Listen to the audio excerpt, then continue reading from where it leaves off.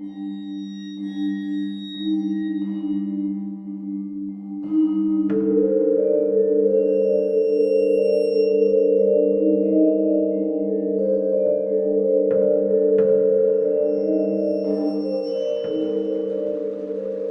hello, and welcome to Dente Rigamortis. I'm Review Cultist. I'm Mikey. The E stands for evil. And I'm the gamer in yellow. And we're here to discuss those internet stories, most creepy and most pasta. And be critically silly doing it. Tonight we have Mummer Man. Because I was trying to... So, alright. Lay this down on you. So, as some of you may know, I, the Review Cultist, went on a trip out to Newfoundland and discovered the horror that is mummers. And we'll get into that because I wanted to find... They're a Christmas tradition in Newfoundland, and apparently Philadelphia. Why not? That is about breaking and entering, but with a festive flavor. However, so when I went to try and find creepypastas, I did find one, but I found this one first, Mummer Man. Which isn't about mummers at all. No. So I went in here thinking it was going to be. I'm like, okay, it's called Mummer Man. He told me about this mummer thing, so... But no.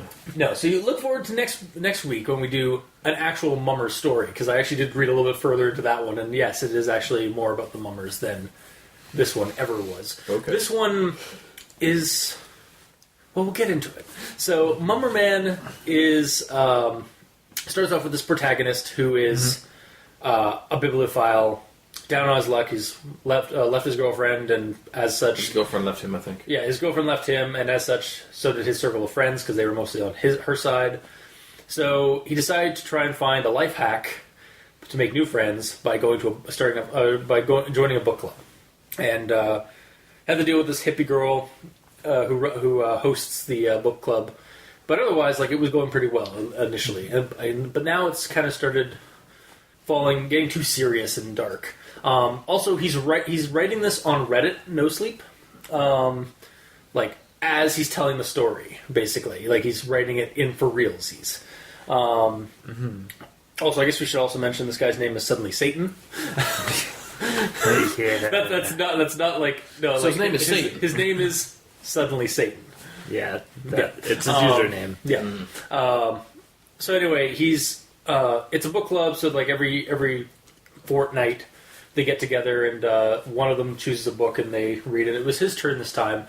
So he goes over to an old antique store he hasn't been to and finds an esoteric like bookshelf and picks up a Von Daniken ancient alien gods novel, which is actually like a set of novels. Like, Yeah, it's a set of novels. There's no actual book called Ancient Alien. Well, no, the most common one, Chariot of the Gods. Chariot of the Gods. That's more the... And yeah, also that's a technicality here, where the name of the book is Chariot of the Gods. Yeah, and the only way he would say, "Oh yeah, Ancient Aliens," is if it's one of the newer ones after they made the Ancient Aliens TV show. Yeah. That says, "From the makers of Ancient Aliens" on the cover, which is a thing. So he... Like, I remember actually reading... I remember reading Chariot of the Gods before, but ancient... Yeah. My problem is he has the name of the author, and then he says Ancient Aliens, and not the name of the book that he's actually picking up. And it's just... It's okay, Mike. It's okay. As we're consoling yeah, no, I think my just a quick aside, I think my favorite one of that series is basically the one where he tries to explain angelic miracles and like Christianity with aliens. It's pretty ridiculous. And like ghosts and apparitions are actually aliens too. My favorite one is the one with the words in it.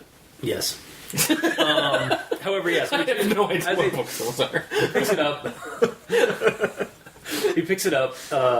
And as he walks, he's about to leave, and then he sees this other book, this old musty, cracked leather black book, and pulls it out, and it's a book. It's a manual for black magic. And he's like, "Oh man, cool!" And this is like only 25 pence. All right, I think it's 50 they're pence. 50 pence each. Oh, were they 50 pence each? Okay, I thought they were.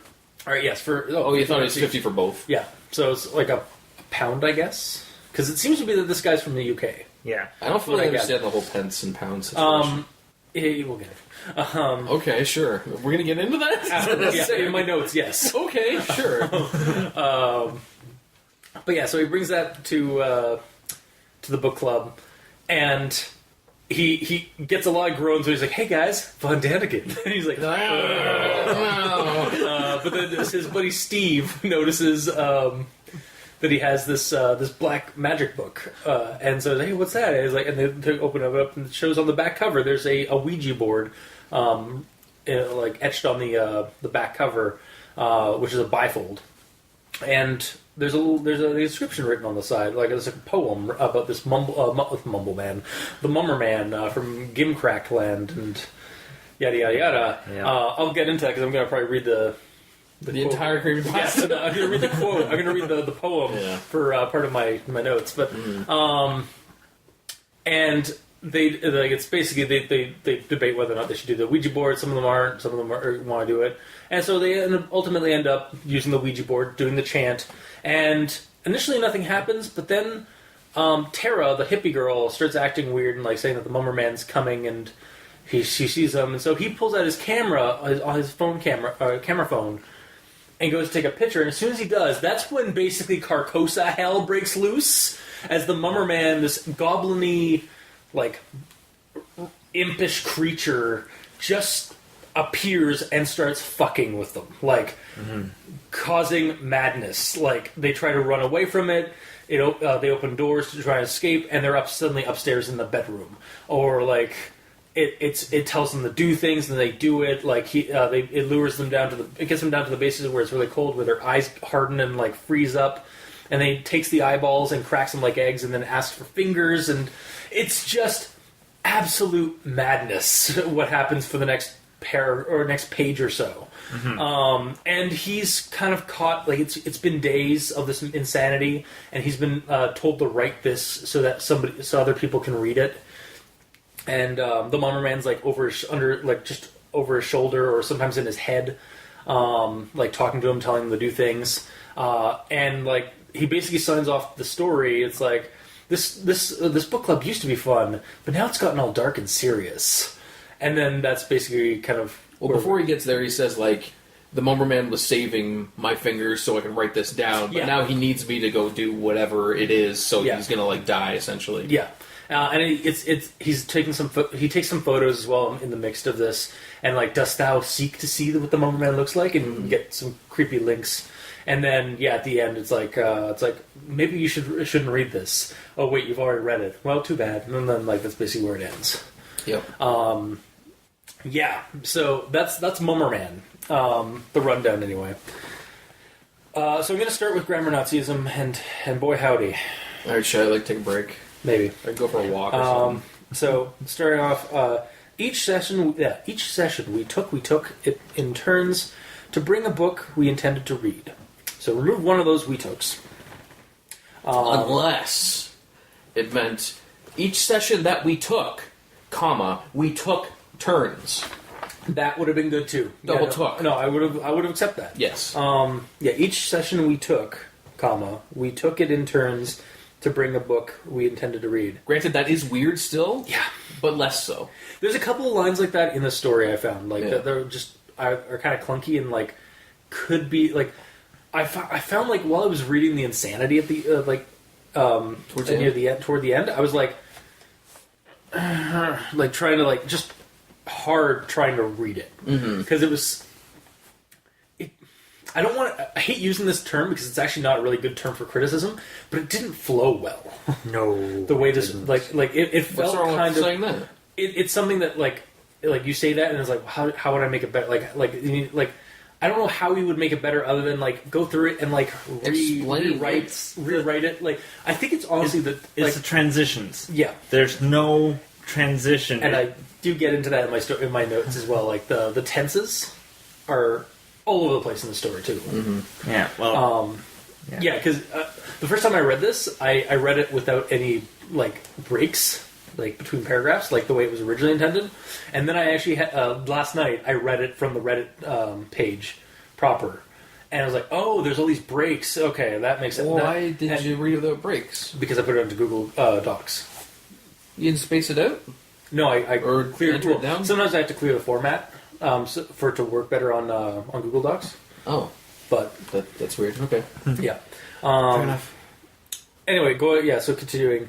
Another quote. Everyone else had to source the same book and read it ready for the next meet. I think it should be like read it and be ready. Like read it, comma, and be ready for the next meet. Just move the and down one and add a comma. Like, I don't know, for some reason I found it really weird, like reading it's like everyone else had to source the same book and read it ready for the next meet. It just again, it's one of those lines that kind of felt clunky to me. There should have been a comma before the end, I think. Yeah. Yeah. And then we get into the long one, which took me, like, I looked at this I started reading this story, and I started just like, alright, that's the wrong tense. That's the wrong tense. That's a lot of tense. We're building a campsite here. So I'm going to go into this paragraph. I'm going to try and read this set of paragraphs. It was my turn to choose a book, so I went for a walk, popped into a flea market bookstore, a place I hadn't been to before. It was musty, just like I like it. Downstairs was local history, upstairs fiction, hobbies, and children's literature. The staircase between floors was open plan and turned a corner halfway. Here was a half landing and a bookcase marked Esoteria. I have a look. Weird books about mysteries, magic, and miracles. I pick up an Eric von Daniken, Ancient Aliens. I decide to make this the book club's next read. Before leaving, my eyes fall on something poking out from under the bookcase. I pull out a crusty old tome, leather-bound and cracked. I love this kind of thing. So I peel it open to find I'm reading a black magic guide. I buy the books, 50p each. Dog-eared and old, and that's the way I like it. The next book club session is next evening. I take out the Von Daniken. This is our next read. I get some groans. The old tome is in my bag, and Steve spots it. What's that? I share the tome around, and everyone has a look. It raises some eyebrows, especially when Steve turns to the back and unfolds a Ouija board. I hadn't noticed. It's printed on the back cover, which is bifold. What's this? Steve asks. He shows me and the others. It's a poem written around the edge. Okay, so I was going to have a bunch of small grammar Nazisms in this one, and then I just realized, but as I read, I realized something. This whole paragraph is wrong tense, like this, and then it goes further in the story, like in the rest of the story, because this whole thing should be past tense, but it's almost entirely written present, and it doesn't stop there. It goes on like further in the story, like I get that he's writing the story, like in real time, like as things are happening to him as he's writing. And he mentions that in like little breaks, like little like break sentences and stuff like that. But then when he's telling the story, like telling parts that happened in the past, he's still kind of mixing up past and present tense. Yeah. Like he had a good, like it was okay in spots, but then there are spots that are like he just lost himself in the tense. Yeah. And then just falling over all the tents that he's Yeah. setting up. It's like Exactly. he didn't leave room around the tents to walk around. Just to stumble clearly, through yeah. and knock them over. He's falling over the pegs of the past tense and Yeah. as he's setting up the present tense. And, yeah. Yeah. No, but seriously. Yeah. If he's retelling the story, he could be telling it from his own perspective. Like he is, but he's telling it as in like. I know. In the I did actually moments, think about that because like the way he's writing this is the way like it's like. So I go to this bookstore. I find this thing. I pick it up. I peel it open. Like I kind of like I started like. Why do you have to do the hand gesture? Because like, that's what I do when I do that accent. Of course. Like that's the voice that I started like evolving in my mind as I read the story. Oh, okay. Because the way it was written, it kind of started adopting that kind of accent. Okay, sure. Like it's kind of like something. It's. But he's in like the UK though. Well, yeah. I mean, they could travel. But like anyone could travel to the UK. Yeah. So, but like the way he's typing the story, like, and I understand that, like, we know like later on that he's insane and he's basically had like a bout of sanity before he started crumbling as he started continuing to write the story. But like that really still is no excuse to like write shitty, or to get like. I've read like I don't think you should use the term just write shitty. That's too bland. yeah, right. Like I've read other stories where like the story, the twist ending is that the our narrator is actually insane, and like where the story starts, like the cracks start falling apart as you start reading, as the more you read. But like those stories are edited and.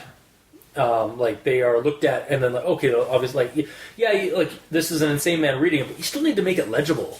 Yeah, and like you still got to like fix problems in it. Like you can't just like have random thing, like have like mistakes because it's more real this way.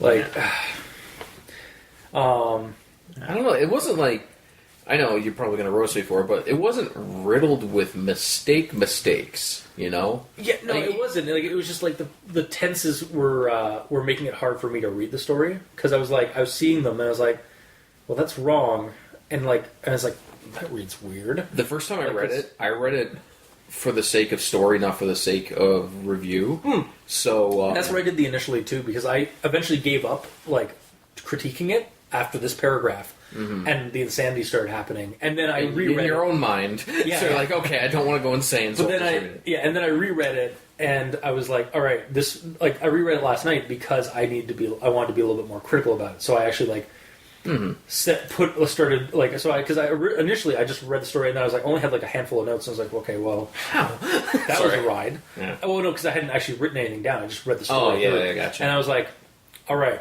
now I'm going to actually read the story more critically, because the first time I read it, I was just like threw my notes at the table, or flipped the table and just read it for the ride. But yeah, so long story short, the whole situation with those multiple paragraphs, tense is an issue. It's not the fact that he's saying it in present tense. It's the fact he's flipping back and forth. Yeah, that's the whole. And problem. like it would work like otherwise, because he's writing in real time and then telling the story. Writing something in real time, then writing the story. But sometimes the real time and the telling the story kind of like fall into each other. To be honest, 90% of the story I thought was all in the past. Because he's writing everything down as in he's recounting something that happened. Yeah, he's not typing as things are happening to him. But then he's writing. It's like, and then you find out, like as he's writing, it's like, oh, he is typing in. Like, yes, I am typing right now. Yeah, he's typing now. I'm typing right now. We're going down the stairs. As he's typing? Yeah, that's what I kind of like the imagery. Yeah, I got a different imagery personally. That's all. The issue is that it jumped to paragraph. Like. He would have the running down the stairway, and then it'd be like, I'm writing this, and then back to the and the way I saw that is he's typing something that happens to him, and then he stops typing while he's taken somewhere for things to happen, and then when he's there, he starts typing again. See, the way I read it, it sounded like he was typing while things were happening, because he's like, "We're moving down the stairs now." Like that's literally a line in the movie, in the story. Just like typing on his phone. Yeah, exactly. Kind of, or like he's got like a laptop. It's like one of those like the Type of the Dead thing. Wow. Yeah, but he's got a keyboard hanging off his chest with a Dreamcast on his back. Yeah, exactly. Yeah. Basically, it's like from the beginning, he's writing. Yeah. So it begins at the end but Yeah. at the same time, he's interjecting partway through with, I'm still writing, and and you realize that he's also like in those bits. Sometimes he's talking to the mummer man who's like next to him, which is unnecessary because he could directly talk to him. Yeah. But the mummer man wants him to type it so that they can become more real to the rest of us. That's why he's like says at the end, it's like you probably shouldn't read this. Thanks, asshole. Thanks for telling me that when I've read the whole damn thing. Yeah. Yeah. So that's that part. And then there's this one like last grammar Nazism. I swear, maybe. When we reach the last word, the planchet doesn't move, and nothing happens. So it just needs an N in that doesn't. Oh, I didn't catch that. Yeah, I caught it because again I put these into Google Drive or the Google Docs to read through, and like it comes up like and stuff.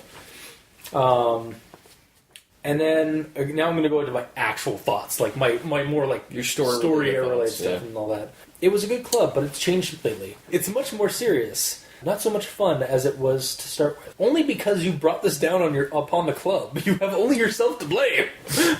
Well, he didn't intentionally do it, though.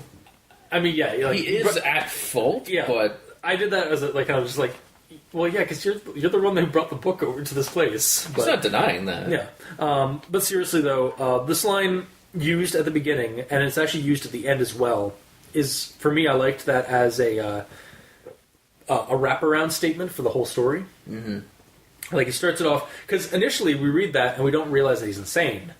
So it's just like, okay, well, why has this suddenly gotten more serious, and like, why has it gotten a lot more dark? Or a lot less fun? And then we get the story, and it's like, oh, you're insane! And then he repeats it again, it's like, oh, you're insane. And so it's like, no longer much fun. Yeah, I guess not. It wouldn't be that much fun if you're trapped in an endless cabin with a goblinoid creature and that can warp space and time. Mm-hmm. And like half the people in the book club have either been eaten or are insane. They're mostly dead. Yeah. Yeah. So I just liked that like narrative wraparound statement. And now I'm going to read the Mummer Man. The entire thing? Yes. What? Dost thou seek the Mummer Man, larking in the gimcrack land? What gawk, that son of Pan? Let's haul him forth, let's drag him down. Let's speak together, a timbrous clan, calling forth the Mummer Man. Let's say together that bacchanal. Hoy, hoy, 2, 3, around and round. All fingers now upon the planchet. Speak again, with voices dulcet. Mummer Man, we call you, lad. Come play with us and make us glad. We don't have a Ouija board here. Yeah, we don't have a Ouija board. I'm going to get my phone, take a picture. Sure. You better. Yeah, we don't have a Ouija board, and it wasn't a chant, as in we didn't all do it at once. No, so if it was going to show up, it would just be showing up to murder you. Cool. You better take a picture, though. Insert stock sound effect of a camera here. So, I discovered gimcrack as a word, which means flimsy and jerry-rigged. Mm-hmm. Mm-hmm. I also discovered the word bacchanal, or bachanal, an occasion of wild and drunken revelry. Mm-hmm. Dulcet is in the poem is spelled wrong. It's supposed to be dulcet, as in D-U-L-C-E-T. Okay. But it also I've heard it be pronounced dulcet, so I can understand why you'd get that mistake. Otherwise, I like the poem and the fact that it's the trigger for summoning the monster. It's a very traditional, age-old trope and plot point for getting a monster like summoned, or like in a horror movie and stuff like that. Like Hocus Pocus. Others. Stay alive. Stay alive. Yeah, like Hocus Pocus, Stay Alive. If there, I know there are other ones. I'm just also drawing a blank. Of course, but yeah, like those are the two main ones I remember. And it feels like an old, or it feels like a very well used. You know another one? Ernest Scared Stupid. You're right. The troll. The troll. But yeah, it works because it's obviously an ancient creature. Yeah. So that's a very ancient-y thing to do. Yeah, exactly. Like because it's all very much, old talking. I could see it being like, and we've already figured out this is likely in the UK. So like it's some kind of like fae folk creature, like or true fae creature that is just completely screwing with them, like because they've summoned it from this black magic book, which could be from like Aleister Crowley's collection or something. Do you have something to say, Mikey? Regarding did you find the definition for timbrous? No, but I know what that word is. Like it's supposed to be in like a booming, timbrous voice. Like it's like that kind of thing. Like it's a booming like when you think of like the songs that the dwarves say in Lord of the Rings, like that's a timbrous tone. Like it's like In this, does it say booming timbrous? Like both? No, it doesn't say booming. No, booming is like another word. Okay. Is another, like, I just didn't know if it's double down on the booming. No, no. Booming. Let's speak together in a timbrous clan, or as a timbrous clan, I guess. Yeah, like it's supposed to be that kind of thing. Okay, I couldn't actually find a definition for that for some reason. Yeah. And then you guys know what planchet is, right? Huh? A planchet? It's like the little triangle. Yeah. Yeah. Yeah, it's actually before For the the Ouija Ouija board. Planchets were used in other types of like divination. Like they'd actually have like, and just like there's like an Asian version of it where you put your hand like fully onto a planchet with a pencil or a pen or a piece of like charcoal on the tip. Yeah. And it's almost like automatic writing, or like you let the spirit basically write something or draw something for you on on a pad of paper. Yeah. Yeah, it's basically a spiritualist medium kind of tool. But oh yeah, and then there's this. Continuing on with my thoughts. Hippie guru, it's a tiresome thing. We use her house, but she's a useless hippie. All right, so I understand among our group our issues with hippies, but rude. Like this useless hippie is letting everybody go to her house, like hosting this whole event thing, and like that's no reason to call her useless and be a dick to her. Like what an asshole. She's so useless. She doesn't bring anyone over to her house. She doesn't let other people become friends through books. She's just a hippie. Ugh. No, she just invites everyone over and doesn't offer them a drink. Oh, that's the entire reason that she's useless. Yeah. Yeah. She's a horrible host. Yeah. Hostess, actually. Yes. Yeah. Yes. Because she doesn't have potato chips. That too? Oh, Yeah. okay, well then she's useless. Yeah. No potato chips and no drinks. Yeah, what are you doing? Hostess potato chips. Nice. Wow. Good job. Moving on. So 50p. The whole like 50p thing. I read it and I was like, okay, I'm pretty sure that's 50 pence or 50 cents for us Canadians. But I did have to confirm that online. Is it capital P or lowercase for pence It's and actually pounds? Actually, I actually didn't check to see what pounds. I thought pounds was just LBS. Well, that's for is weight. that L like money sign? I have no idea personally. Because I know there's an L money sign, like a pounds money sign. But I think it's actually 50 and then like lowercase p for pence. Yeah. And again, pence is just basically another word for penny or cent. It's cents. Yeah. Yeah. It's cents and dollars. Yeah. Yeah. But yeah, I read that as like 50p. Okay, I'm pretty sure that's pence. I'm not going to look it up until after I finish It reading. is cents. I used to watch Yeah. a whole lot of British comedy, and when they're talking about like little stuff, it's always like P. Yeah. When they refer to it. And then my thoughts regarding the photos. I really liked so the photo links that accompany the story, they're integrated pretty well into the actual story itself. Like I had my photo. Would you like to see it? Dost thou seek? And then it has like a quick little link to an Imager account. Yeah. They're really like they're photoshopped pieces of work, but they're for the most part really well done, if kind of simple. Like they're basically just images of a goblin shark with a bulging human eye, like kind of blended in to it. But as a creepy photo, like they worked for me because like I honestly couldn't look at them for too long without getting kind of a shiver. And I don't know if that's just like I think it's the eye, honestly, like the eye and like how just kind of in your face on the image it is like everything else is kind of dark and muted, and then there's just this like photo like this black and white photo of the weird the second one, of the creepy like goblin shark profile, and then this giant eye just staring at you, and just like I find like in movies and like in horror, like in photos and stuff like that, when like there's like a wide-eyed like thing, like it. That's what I think it's because like that's where I focus on, and it is creepy to me. It's like because it should be blinking. Yeah.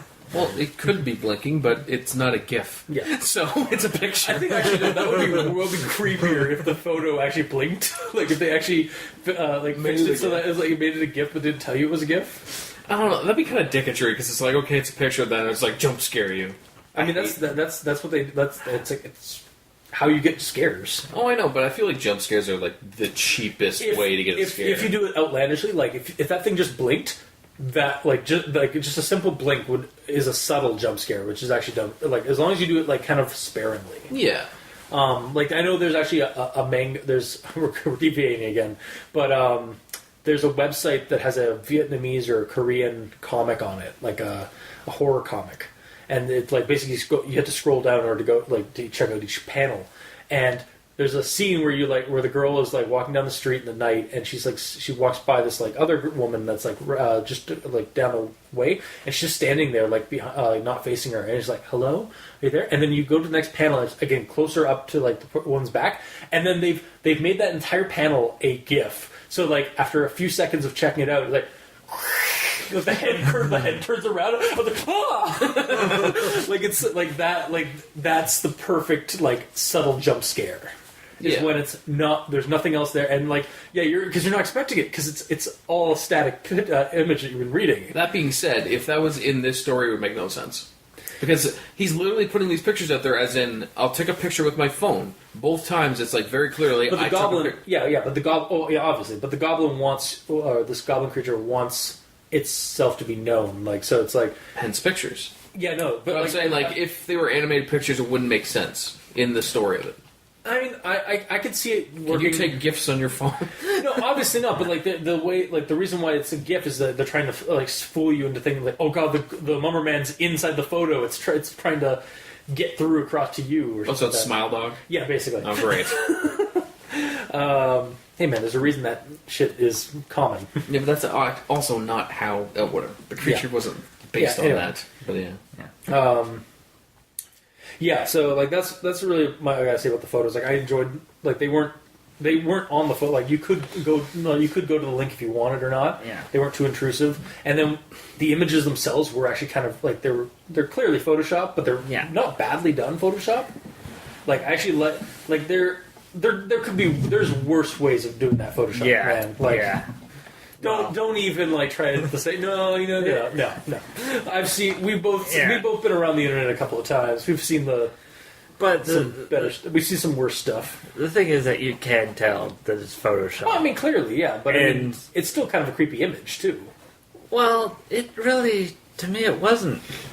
Okay. I looked at that and I just laughed because he looks hilarious. Yeah. Like didn't give me chills or anything. It just it didn't initially give me chills. Like I could get the same response as you did. It's just I also I was like, okay, I can't look at this any further. Like it's that kind of thing. I'm kind of on board with you, Mikey. The first thing, as soon as I saw that, I couldn't stop laughing because it looked like this. Oh, right there. For the audience at home, the Gamer in Yellow is showing us what is that character's name? Gonzo. That's from the Muppets. Gonzo from the Muppets. It looks exactly like him. But I mean, like, a little bit more photorealistic. Or maybe Baby Gonzo? Okay, yeah. Oh, yeah. But I mean, like, if you were to see a live action, like, and I mean, I don't mean like the puppet, but I mean, like, a live action, like, one with, like, flesh and, like, stuff like that is a lot creepier. Yeah, that was the point I was going to get into in my own notes. Like, it's kind of weird and stuff like I said, looks like Gonzo to me, kind of, but... in reality, if you saw a physical version of that, something that shouldn't exist, I understand the fear of, like, what the hell is that? Exactly, yeah. But regardless, it made me laugh. Yeah. What I'm saying is, the images weren't bad. They were kind of goofy, but they were also, again, personally, I found them, like, I couldn't sit this... I couldn't keep looking at that image for more than, like, 10 seconds. Because I was like, alright, that's kind of unnerving. I'm just going to switch this out. Are you saying it's nightmare fuel for you? Yeah, no, it's nightmare fuel for me. It's like Rap Rat is for you. I'll find something for you, sir. I'm sure. Oh man, like personally, I hate to say it because I know that the artists like put time in to make these, but personally, I wish I never looked at the pictures. Like because of the story? Like it reduced all the fear. Okay, yeah. Well, so you had the reaction of like you had your own like what is it? It's like when somebody describes something batting down at the door, like behind, like what's behind that door, like, and then when the door finally gets ripped open and you see you get a description of the monster. You're like, all right, well, that wasn't as scary as I thought it was going to be. Like, I thought it was going to be like a 10-foot like monster slug thing, and blah blah. Well, like you have your own like mind's eye like you can create your own like image in your head that's a lot scarier than whatever somebody can do. Yes, no, because when it was first described to me, I also laughed. Yeah. Okay, so I laughed at the original description of it, but I'm like, okay, how can this actually be creepy? And I was thinking of ways to make it creepier. I'm like, okay, fine. Then I see the actual picture. I'm like, that's what it looks like. So it kind of got ruined for me on two fronts. All right, so like personally, I don't know, just the fact that it's so cartoony and silly. Not just the picture, but the description as well. It just the fear of the actual visualization of the creature got completely sucked out for me. So the fear from this is the things that it does to you. Yeah, it's the equivalent if like the Michelin Man showed up and started murdering you. He's there. I don't trust the Michelin. You know what? He's creepier than the Mummer Man. True. Well, hang on. I think this is where we like again. This is a differing of opinions because like I find like certain like mascots and shit like that creepy as fuck. Mm-hmm. Whereas you don't. Like the Michelin Man, like I can see the Michelin Man being creepy. Like I can see why some people would find that creepy. Okay, then how about this? A Care Bear shows up. Fucking creepy. Pac-Man. We did a creepypasta with that. Creepy. Yeah, true. Yeah, Pac stuff. Steffi. I was going to mention the what was it? Elder Grass Woods or something like that. But regardless, like. We just have varying opinions on like what is creepy. Like I find I have like kind of the mentality that like some like nostalgic things or like some like cartoony things when they're presented in like a real life kind of situation, like that's kind of creepy to me. I guess it's kind of the situation of like from Monty Python or the Quest for the Holy Grail, the Killer Rabbit. Where it's just this cute thing that's not threatening. Like, but it's got teeth and claws look at the bones. yeah. And that one's a good case of like what you were saying earlier. Like you're not terrified by the creature, you're terrified by its actions. Yeah. Like, and that could also be part of the creepy factor for me. Like integrated into this character too is like maybe I don't actually find the creature's description creepy. I find what he does creepy because. He's like fucking with these people, like making them cut off their fingers and eating them and so which is pretty fucked having up. The one guy lop off his leg and like spill out the blood like a vase. Yeah, and yet you're laughing. Yeah.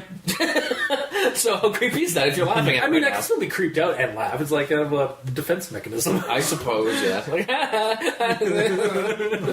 Yeah, exactly. All right, moving on to the one. I shouldn't open my phone again. I read this scene. I read this the second time, and I was like, I'll just get into the quote. There's terror in the corner, rocking like a bobbin. He said she looked like wood and pushed it down her throat. She has to look up now, and she has to look up now, or she'll choke on her neck. What exactly did he stuff down her throat? I have no idea. Wood? He said something else? No, it said that it was talking about hooks. Yeah, later on. He literally took hooks and put her in her mouth to like string her up. Yeah, I don't know. But it's not really described very well. This is one of the cases where like I kind of on your side where like something needs to be a little bit properly described. Like in this instance, I think it's just like something was left out and like not in the good way. Like I don't know what's down her throat. Now it's like first it's like wood and shoved it down her throat. It's like I don't want to go to that point, but like, did he shove his dick down his throat? What was that? I don't think the reporter picked that up. I don't think it was anything. Oh, okay. It was like, I really hope it's not that. And I hope they're talking about that kind of wood going down her throat. And that's where it turned into a porno.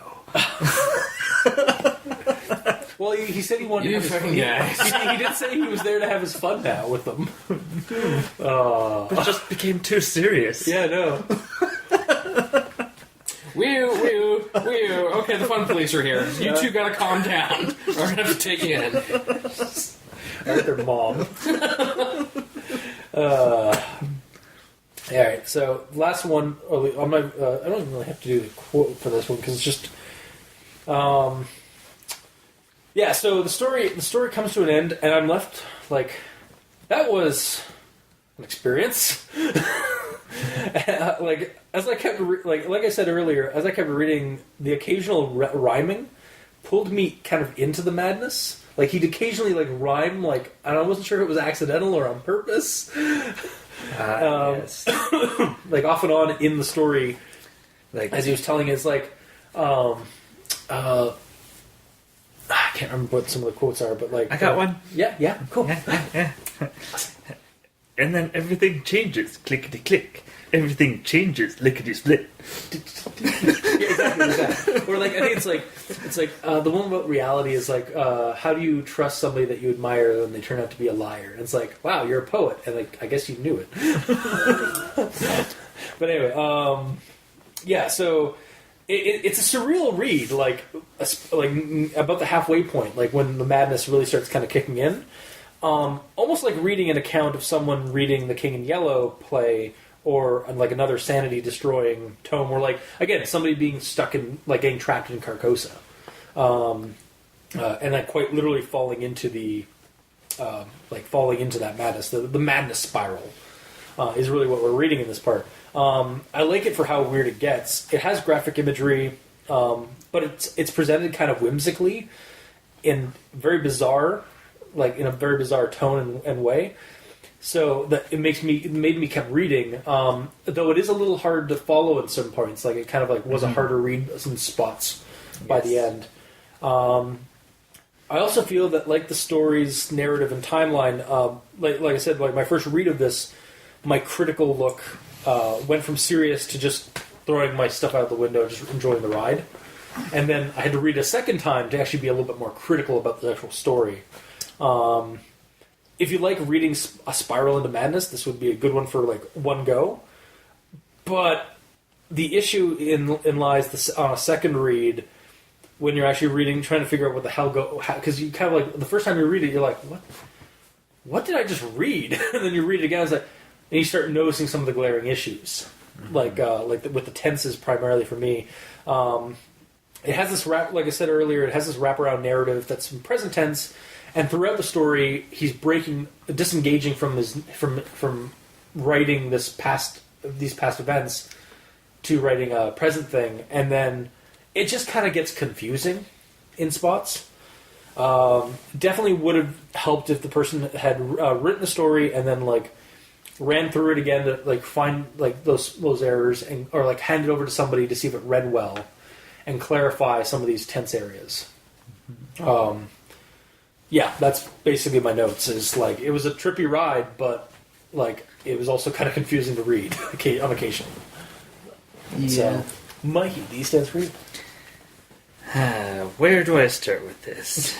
How about from the beginning? That's the most realistic spot, right? Yeah, he won't tell me, so I'll start at the beginning. Mm-hmm. Probably as good a place as any. As good a place as any. That whole first paragraph. Yeah, I know I'm in for a treat, quote unquote, when the first paragraph, I'm like, okay, select that to make a note on this. Yeah. Like the first entire line. Yeah, I was just like, God, this is a question that you ask yourself, you don't actually write it down. Yeah, but this guy's like... Yeah, this guy... Like, that's the other thing, like, I get where you're going at with. It's like, if you're going to write a story where we're, like, basically in the person's head, write that way. Yeah. But if this story seems to be presented as like, oh, I'm writing this down because the monster behind me is telling me to write this down, these accounts down, so that where do I begin, blah, blah, blah, blah, blah. It's like, that's not, like, you are putting your thoughts basically onto paper, but you're not writing a story as, like, through the mind, like, in the mind of a person. You're writing the story of a guy writing down, like, the accounts that have just transpired. The other way to think about it is like this. If you're in this guy's situation, there's a monster forcing you to write for reasons, would you take a lot of time thinking about how to properly structure out a story and all that? Like, again... I mean, that is a cheap way to say, okay, that's why it's written oddly with tense or and written such. poorly and so that. No, and to that I say, like, I mean, I'm all for immersion, but you gotta, like, as a writer, I've seen stories written where, like, the story was written through the eyes of a madman, like writing, like starting off rational and then going, like, his basically the insanity starts slipping back in. but those were also edited and like refined and stuff like that because they were proper stories. You still have to write a story. Like, I feel like I'm channeling Leviathan for some reason. Like, you still need to tell a coherent story to your audience. Otherwise, you're going to lose them halfway. Like, this kind of thing only works in certain mediums too. Like in like an audio or even a video medium would work better for this than written work. Like, you can get away with like the insanity slipping away and like things not making all that much sense in audio or video form. But you need, when it comes to written form, you do need to actually have this like written with proper like eligibility. Yeah, because all you have are the words. Mm-hmm. So if you're not getting proper imagery out of the words, then you're falling out of the story. Yeah, like I said, like I was enjoying the ride like of the insanity spiral, except for the parts, especially near the end, where I was just like, it was hard for me to like keep reading because it was like, this is tiring. This is another one of those situations where you mentioned insanity spiral, and for me, it's not a spiral. It's just kind of like everything's normal, and then you fall off a cliff. Well, I mean, there is a slope. Like it's a very steep slope, and also spiral. Like again, like it's a metaphorical spiral. Like we start off sane or at least logical, and then as it goes, we start seeing cracks and cracks and cracks, and oh god, what the fuck? It's instantaneous. No, it isn't. The moment he takes a picture, it's a completely different story. It switches immediately at that point. So for me, everything's kind of normal. Okay, so falls off a cliff. Okay, for you, that's it. For me, I felt like I can get like if the insanity spiral starts when he takes the picture. Think about it like this. Okay, insanity at least in my head. Yeah. An insanity spiral is you're standing at the top of a skyscraper, and there's a giant spiraling staircase. The bottom is insanity, the top is sanity. And you're walking down the staircase, so you're getting slowly more and more insane. The reason it's a spiral is because it's slowing your descent. The way I feel this is, you jumped off the top and jumped through the spiral and smacked on the ground. All right, so that's the difference to my between you and me, basically. Because like that's the two ways I see insanity. And I see it like it's a spiral, but it's a fast move. It's like one of those water rides that are spiral slides. Oh, that's how I see the spiral in this. Well, whimsical way. Yeah. So, combining both, super happy fun slide. Yeah, it's a water slide. Yeah. It's also a staircase. Yeah. Because so basically, the staircase going up to the slide is everything up to the point where they take the picture, and then the water slide is the insanity. Maybe. Yeah. All right, I'll take that. I'm thinking a Simpsons reference. I know. But anyway, so pretty much. Super happy fun slide. Well, when am I ever going to be here again? Pulls the lever. I don't know the episode, so I can't be nice. I'm sure it's hilarious. Yes. Alright.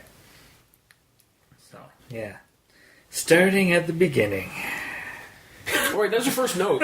Yeah. Alright, continue. Let's get this done. How many notes do I have to talk about again? Alright, so... Oh, great, 19. Okay. My next is another quote here.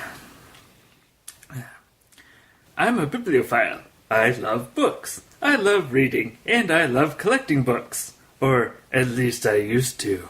It's changed now, of course. Notice how I changed my tone there, because that's where I got annoyed. He starts a sentence with or. Yeah, it should have just got rid of that or and just should have been at least I used to. Because that would have been a little better. Even that, though, all those tiny sentences, it seems like he's writing a children's book. It also feels like, oh no. I'm a bibliophile. That means I like books. It also feels, again, like he's writing, just thought forms. like if it was in his head, if this wasn't written as if like he's writing it down for people to enjoy, if he's just reading it, if he's writing it as like we're kind of diving into somebody's head and their thoughts, that's how thoughts kind of come out. Yes, but that's not. Yeah, I agree with you. Like it shouldn't. Like sometimes like they come out like, okay, it's just yeah. It's not one of those things where it's just like you need consistency. Yeah, we talked about before with tense, and now with just the writing format, it's kind of all over the place a little bit. Yeah. It's almost like he's insane, but that's not an excuse. But insanity is doing the same thing over and over, expecting a different result. So he's kind of doing the same thing over and over again by doing everything different. No, no, he is like he's like yeah, fuck it. Yeah. Well, I'm just saying it's like different writing styles throughout the whole thing, you know. Yeah. Anyway, and he also in that same section starts a sentence with "it's." So as we all know, that's also not the way you're supposed to do things. Well, essentially, your problem is like a sentence should be able to. You should be able to read the sentence by itself with no other sentences around it to understand what it says, right? Yeah. Yeah, so if it starts with "it's" or, then... Yeah. You don't know what's going on. And it's at this point that I looked at the user and I was like, why suddenly Satan? Why? Oh, wait. Suddenly Satan. I should have known. And then from there, I just sort of was like, okay, I know there's going to be a lot of issues with grammar and whatnot. I'm just going to push through. That was my thought. It was like, I could have gone into depth, like, all the different, like, things I get. I decided to just have a overarching, or just, like, a carpet statement about it, because there's just too many in the story to count. Yeah. Mm-hmm. Yeah. So, next quote. Most of my friends were her friends, and when we split, they mostly sided with her. So I was single and friendless. That's not how mostly works. Nice name. You have at least one or two friends. Yeah. Yep, yeah. I have the exact same note here. I saw that, I was like, oh, I'm sure they'll get it. Because it's like, okay, he has a group of friends. Let's say he has 10 friends total. And 8 of them are friends. That means at least 2 of the... 1 or 2... Just cut me off, it's fine. Sorry, continue to restart that. Okay, so let's say he has 10 friends. Most of them are friends of his ex-girlfriend. So that means that like 8 of them or so are shared friends. And out of those 8 friends, most of them stayed with her. So let's say 7 of them stayed with her, which would mean he would have 3 friends still. Yes. So even if it was 1-on-1, he would at least have 2 friends, making the single and friendless statement kind of wrong, unfortunately. If he wants to be single and friendless, fine. Just get rid of those most. Yeah. And you know what? Actually, this was actually brought up a couple of weeks ago. Actually, I think for our Halloween episode with the Drunk and the Ugly guys. Charlotte mentioned that like she hates words like mostly and like those kind of words that like are just, they don't have to be like when you're writing a story or telling a story. You don't have to have them like apparently or mostly. Or like they're kind of like what the hell did she say? It was like they're non-committal. Like you're not putting they're non-committal. a number They're like, to it, or they're like they're like almost like they're almost supposed to be like super like confidence kind of boosting things or something like that. Where it's like I'm mostly a cautious, or I'm usually a very cautious person, or I'm mostly a cautious person. Or something like that. It's like you don't really need that. Just you're a cautious person. Like, or it's like. I lost most of our friends were her friends. So it's like just say our friends were her friends. Yeah, I lost all of my friends. If you're writing this character, for the have certainties. If you're writing this character for the end goal of him being single and friendless, yes, don't say most, say all. Yeah. All of my friends were also her friends. Yeah. And when we split up, all of my friends non-committal, left. Yeah, non-committal words like that, like you said. Yeah. That's really what they are. Yeah, it's just... Yeah, if you need to hammer home the fact that he has no friends now, you need to actually hammer it home. Yeah. You gotta be more assertive with like what you're trying to tell. Mm-hmm. Yes. I should mark that off. Probably best. Alright, so we've gone through the friendless issue. Yep. And of course, I found another one that annoyed me. Great. That it was another it thing. Do it. So the paragraph starts with it, and there's multiple sentences that start with it in this paragraph, and I was just like, ah. And now with the quote. It was a good club, but it's changed lately. It's much more serious, not so much fun as it was to start with. Like, yes, it gets the point across, but the club comes after the it. In the initial starting. What would you say? The club was a good club? Or the club was a good club. Yeah. The club was good? Or it was good to start off with, I guess? Yeah. Yeah. Yeah. Or is it just there's like residual fear inside you from It, the movie? You're like, I don't like seeing It being in here all the time. Well, especially starting with it. You know? That would be a terrible horror movie to start with, you're right. Mm-hmm. Yeah. And another quote here, which harkens back to the first quote, which is more really, to me it was unneeded. It was, yes, I'm typing. Yeah, because he's and we find out that he's actually talking to the goblin. But yeah, there is no reason for that. Yeah, when I read that, I'm like, what? Yeah, I know exactly. Yeah. What are you talking about? And my response was, yes, I'm reading. Doesn't mean you have to state the obvious. Yeah. Also, sorry, I just realized like you were complaining about that it was a good club thing, because I do like how it's at the beginning, at the front, or at the beginning and then at the back, kind of just like bringing everything like full circle. But yeah, there's a lot of it's in that sentence. Now that I'm looking at it. Yes. So. Now that you're looking at It specifically. Yes, but I didn't use it at the beginning of that sentence. I see. Well, bam. Move on, Mikey. Let's get this going. And you've already done the yes, I'm typing. Yeah, like I understand why he's doing it. Yeah, but it does. Well, again, the story is not formatted properly for that type of dialogue to happen. Yeah. Like he's typing the story up, not thought process. Yeah, but it's like the mummer man is like asking him, "Are you typing?" And he should be like, "Yes, I'm typing," while he's typing the actual words. I didn't realize why he can't talk. He did say at the end of the story, he just has his finger. He's allowed to keep his fingers, but he has to have these hooks on his mouth to keep his mouth open. So I thought he had to have his fingers in his mouth, so he's typing. He did this phone. Right? Yeah, he's doing. I don't.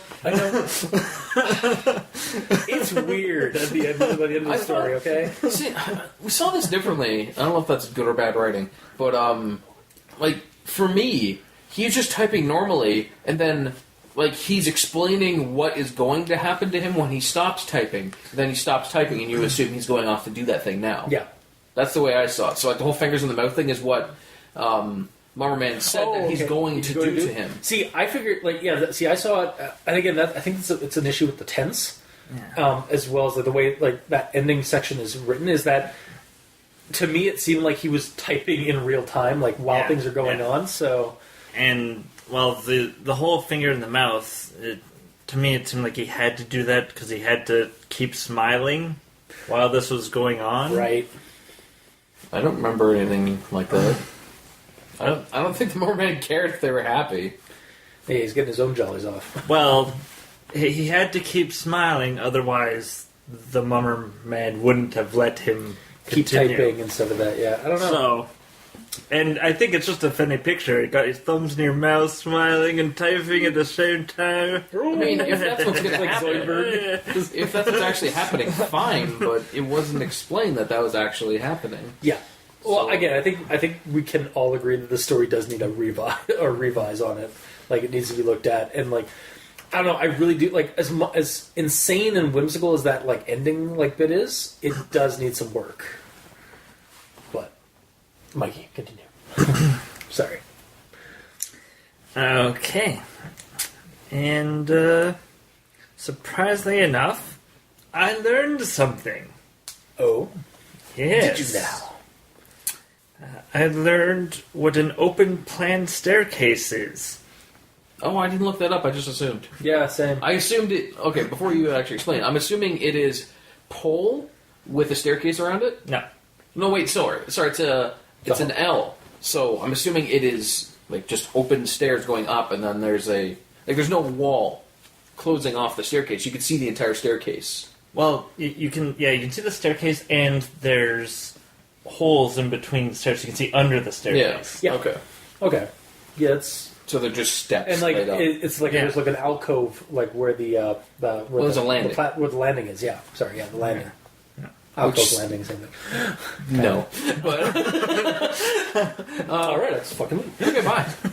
Not God. Thank God he's gone. I fucking hate that guy. But it's kind of weird. Like, how big would that landing have to be that there's a bookcase on it? I mean, look at like a bookcase is only like about a foot or two out off the wall.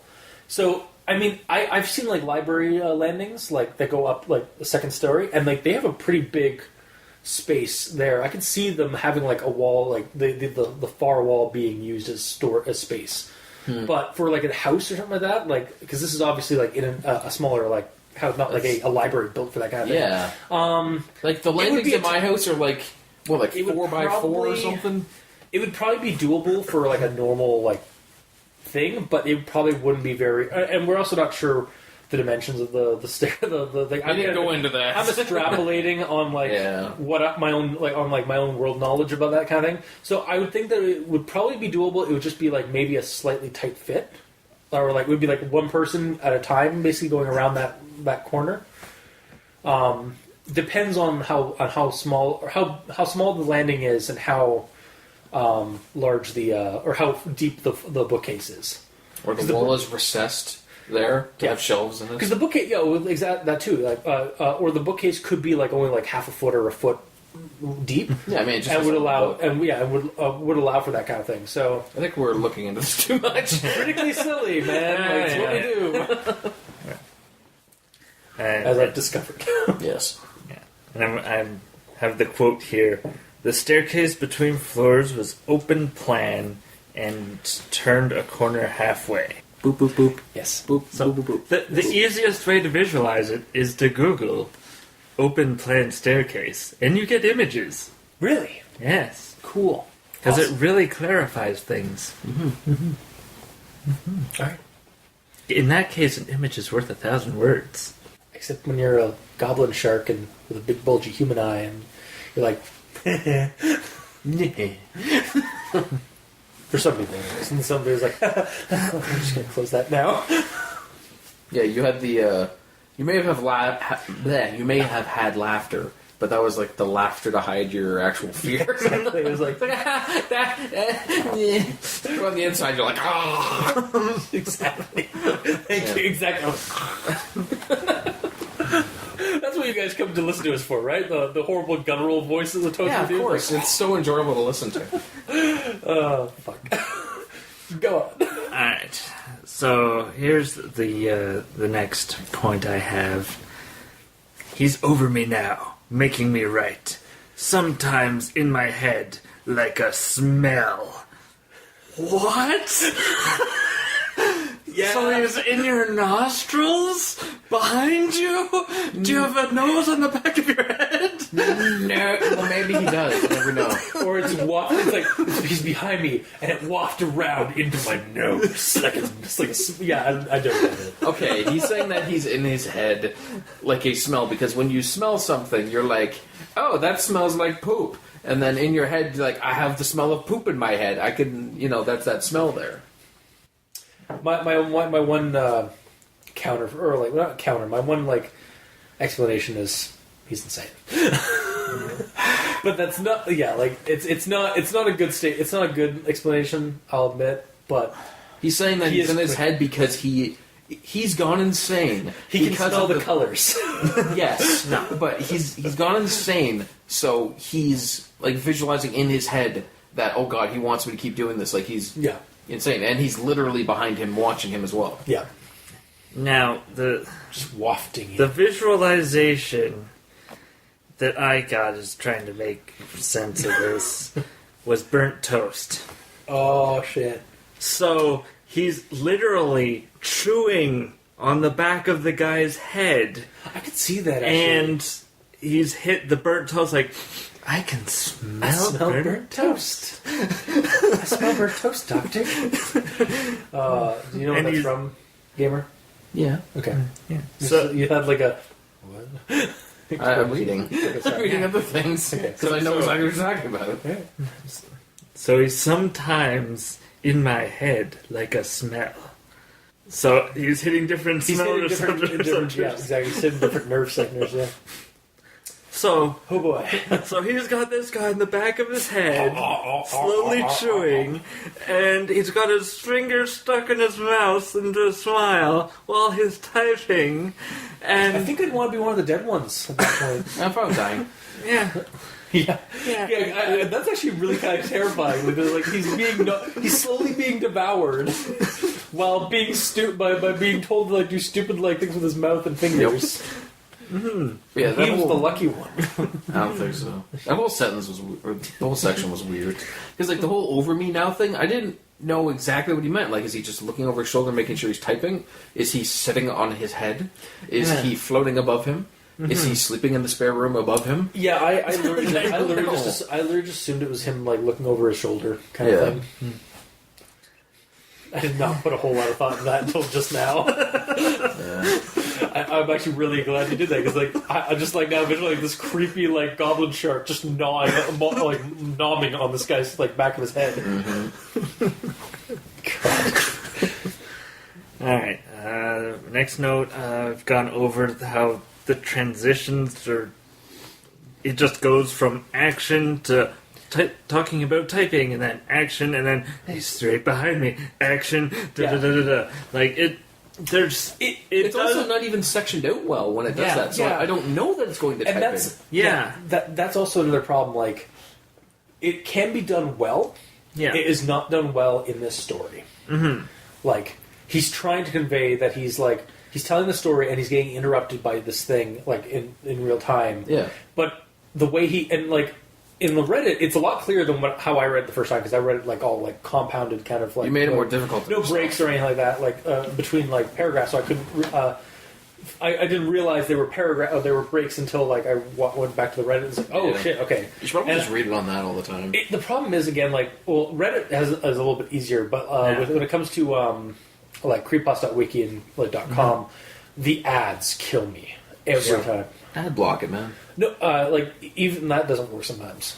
So, like I hate doing ad block, but when it's literally stopping me from being able to read properly, it has to happen. Yeah, yeah.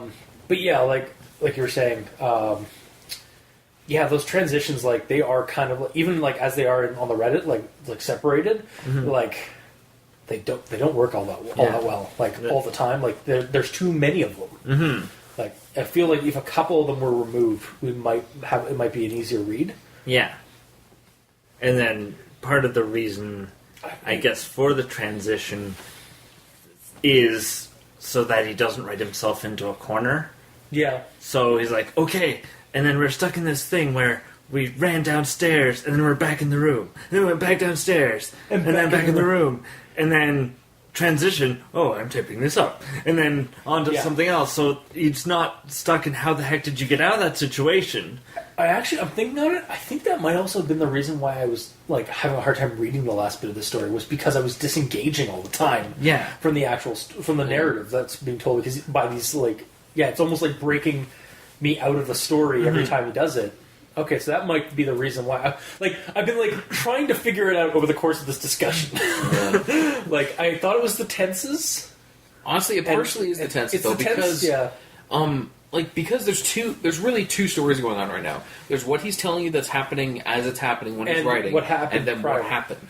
Yeah. Mm-hmm. So all he had to do was everything that happened before is said in past tense. I kind of almost wish he had told us the full story without any interruptions at the beginning, and then suddenly it's like, and we've been here now for for days. I don't know what food is anymore.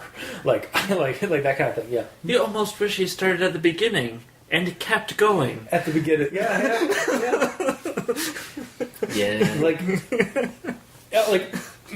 Another you follow the KISS method. Keep it simple, stupid. Yeah. just keep it like I know you're going for like a kind of an interesting artsy idea of like this guy writing a story and being like tormented by this thing while he tries to tell the story, but just keep it simple. Just have the initial story and then like have the zinger at the end. Like the zinger at the end will still be a zinger at the end. Yeah. When we all find out that he's insane and he's been driven insane by this creature and its Carcosa-esque like mind-bending powers. Yeah, because all you gotta do is tell the entire story. Then at the end, just like you said, I've been stuck here for days. He's forcing me to type all of this out for you, and now that I have, it is now my time to go. Adios. Whatever. Yeah. Also, peanuts. Walk away. Yes. It'd make as much sense as somehow as the things he's been doing. That's true. It would. Yeah. Because initially, like reading some of the disengages, like it's only until like halfway through, like he's telling us the story about how this all has happened and stuff like that. I'm typing it at the person's house right now. It's like, oh, okay, and then it goes back to the story. Yeah. Like those transitions. Like, I honestly think now those are probably the reason what was kind of causing me like issues with actually trying to read the story. Yeah. Mm-hmm. You should almost just highlight those. Yeah. And then read it again, skipping the highlighted sections, and see if it flows better. Yeah. It probably won't because it needs that to sort of break it because he writes himself into a corner and then uses the transition because it's like, well, how the heck did he get out of the situation where he was running around and like there's a bunch of people in the right, yeah, because he says like I'm writing right now. I don't know how I got here. He must have brought me here. Yeah. And like you could just say it's like we ran for I don't know how long we ran for, but eventually I blacked out, woke up with a popsicle stick in my mouth. Of course. Oh wait, no, that's a finger. Oh god. Like nice. I mean, like bring it back to the story. Yeah, of course. Yeah, and then it's like now and there's a laptop in front of me. I guess I'm hearing whispers like smells in my brain, like something, and I'm hearing this munching sound in the back of my head. I think he's eating me. Oh well. Anyway, I'm being told to write this story, so I'm writing it for you guys. Please don't read this. Oh wait, you are. Oops.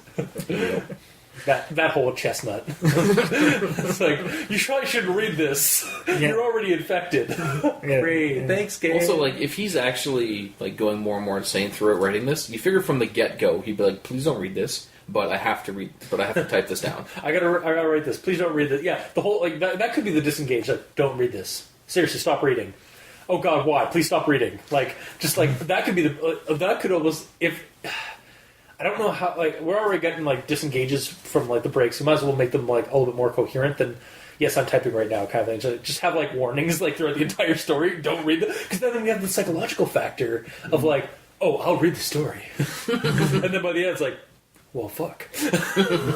Yeah, I read the story. I wasn't supposed to read this. Yeah, but again, it's another one of those situations. It's like a situation where he's saying you probably shouldn't read it, but why? The Bomberman isn't going to come after you because you read the story. He did also mention, like earlier in the story, it's like read it out loud. Maybe it'll make you feel, and then it just stops to like that sentence. I think. Yeah, but again, you need to do the actual chant with the Ouija board and the planchette. Yeah. Yeah, but he's not saying don't do the chant. Yeah. He's saying don't read the story. It's kind of like he's trying to do the whole smile dog thing, like don't look at the picture. I think the monster's not connected to the story itself. He hasn't read. Yeah, he hasn't properly like tied the creature to like it's like he's given the creature a tie to like being summoned by the planchette and the chant and stuff like that on the Ouija board. But the way the story is being written, it seems like the Mummerman wants him to write the story so that he can become more real to more people. But that's not really mentioned at all in the story. No, there's no reason. It seems like that's where it was going, but there's no evidence otherwise, like, aside from that assumption. You know what would have been good at the end? If, early on, when he first got the book out, they did the Ouija board thing. If he said, like, we did a Ouija board thing, we said a chant, but I don't want to tell you, and then later on, like, at the end, have the thing go, okay, the Mummerman is forcing me to tell you. I don't want to tell you, please don't read this, but... Like, and then you write down the actual chant. Exactly, yeah. So it's like, okay. I also I tried looking up the Mummerman poem, like, just like literally type up Mummerman poem, or like the whole, like the dost thou know the Mummerman, or seek the Mummerman. Mm-hmm.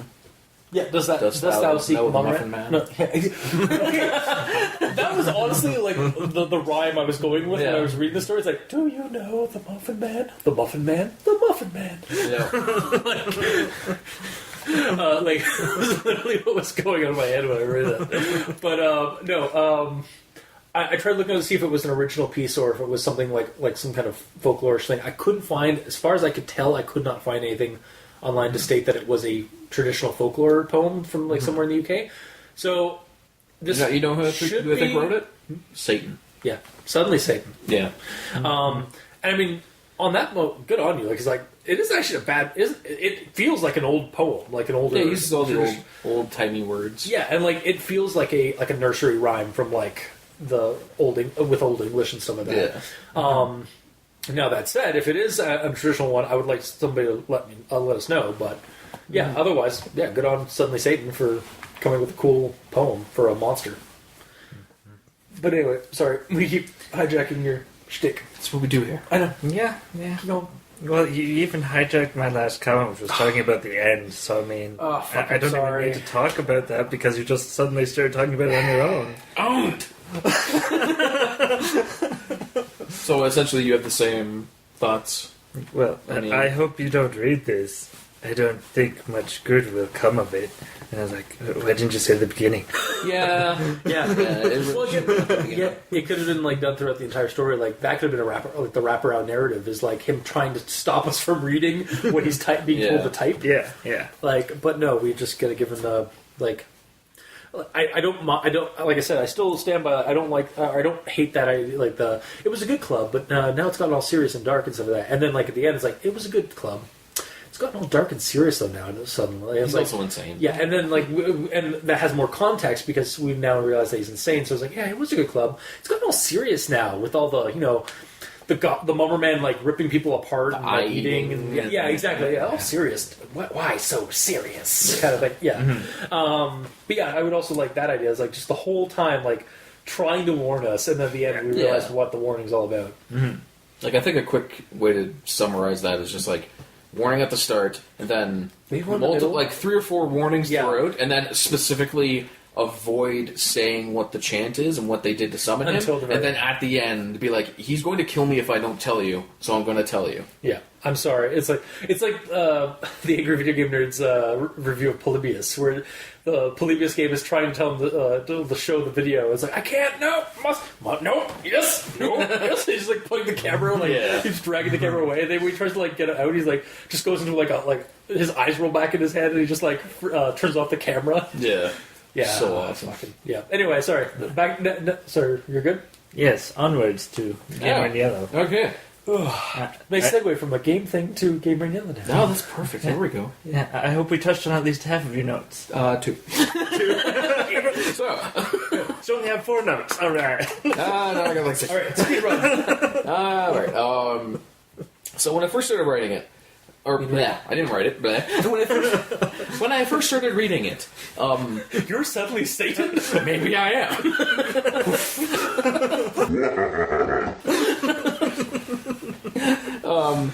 But yeah, when I first started reading it, like from the first sentence, where do I start this? You won't tell me, all that good stuff.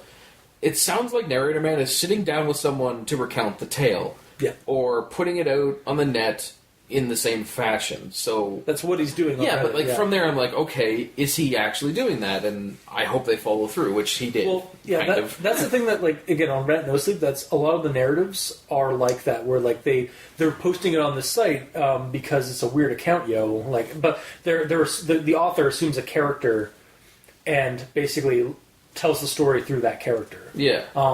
And that's usually how, like, again, like, it's like I work for the search and rescue thing, and it's just like in this county out west, blah, blah, blah. And weird shit's been happening around my town when we go, like, with a weird radio tower and something, blah, blah, blah. And then, like, booga, booga, booga, monster happens. Or, like, I went, my husband came home from a trip, but that's not my husband sitting beside me. I don't know what to do. He's wrong. He smells awful. He smells like a corpse, blah, blah, blah. Like, help me out, guys. And then, like, we get part 1, part 2, part 3. Like, yeah, but I'd almost rather it like that, Because then there's I don't know. When you're putting it out as an entire story, it's that's what this guy's trying to emulate. However, it comes off kind of like the way he wrote it. It doesn't read well like that. Like the way, like we've mentioned multiple times in this hour or so.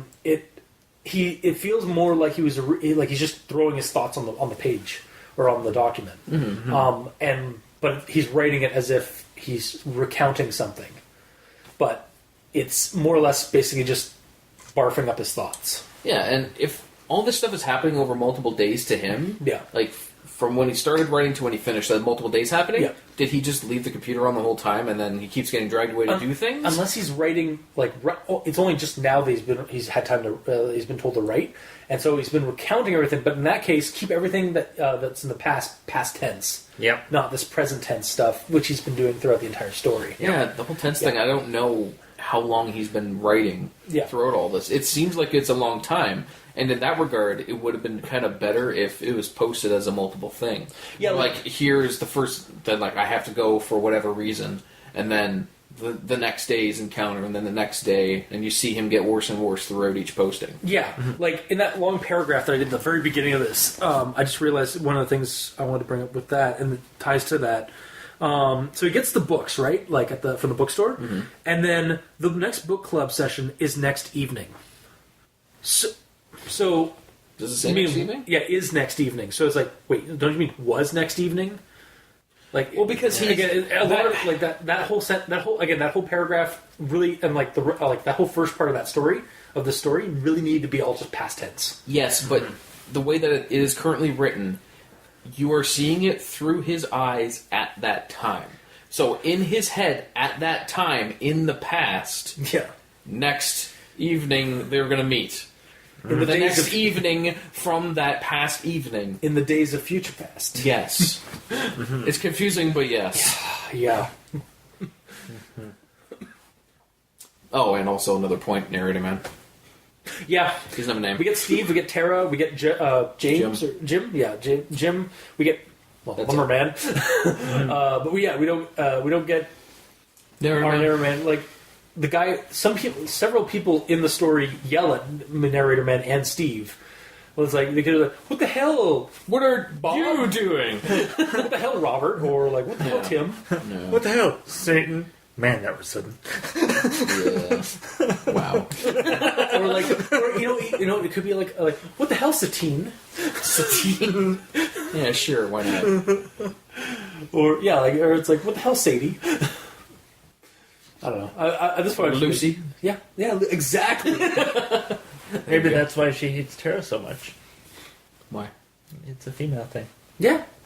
Oh, sure. I don't know. Whatever. I mean, they had a girlfriend at the beginning, but I mean, they could be progressive. Yes, for sure.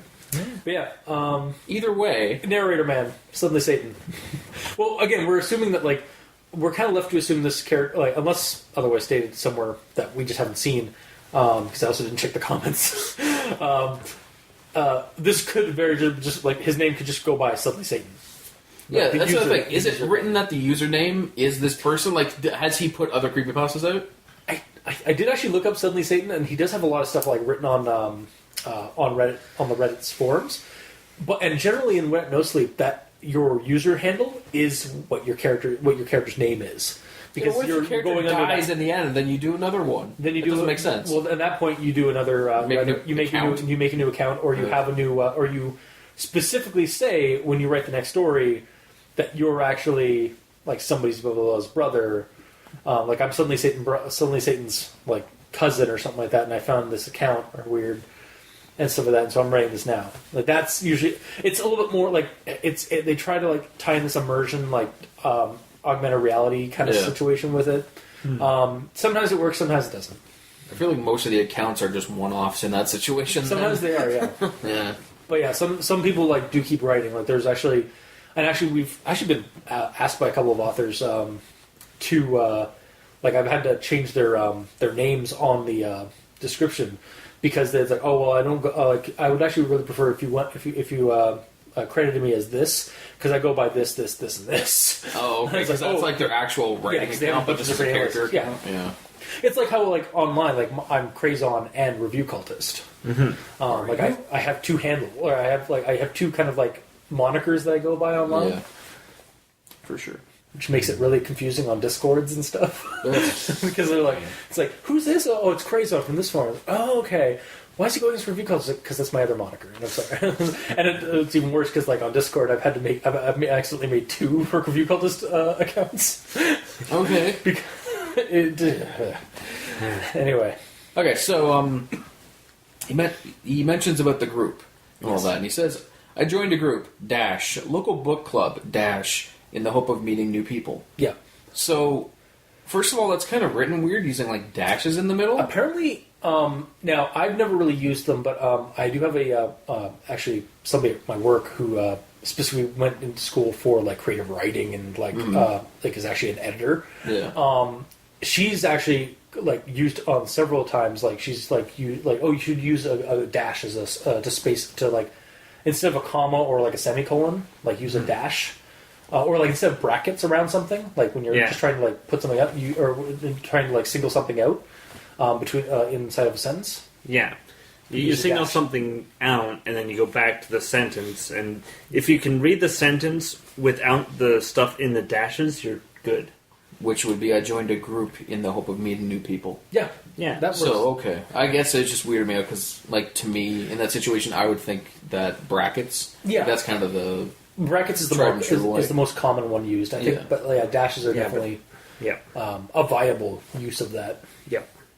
Yeah, but also like the vagueness of it. It's like, okay, did you join a group called "quote unquote" local book club in like online or something, or like I would assume that it would have a name of some sort. It might not have a name though. It might just be the local book club. Yeah, it's like the Bible study group. You don't give a name to the Bible study group. It's just the Bible study group. I wouldn't know. Exactly. So it's the book club group. It's like our gaming crew. Like I don't call you guys like the Friday. I call you guys the Friday game night group or like my live crew because I do online gaming and tabletop gaming online. Like in you real just life. came up with 2 names for us already. But I mean, like, but they're still descriptors. Like they're not like. Like they're not like. Yeah, it's almost like actual play Rigamortis.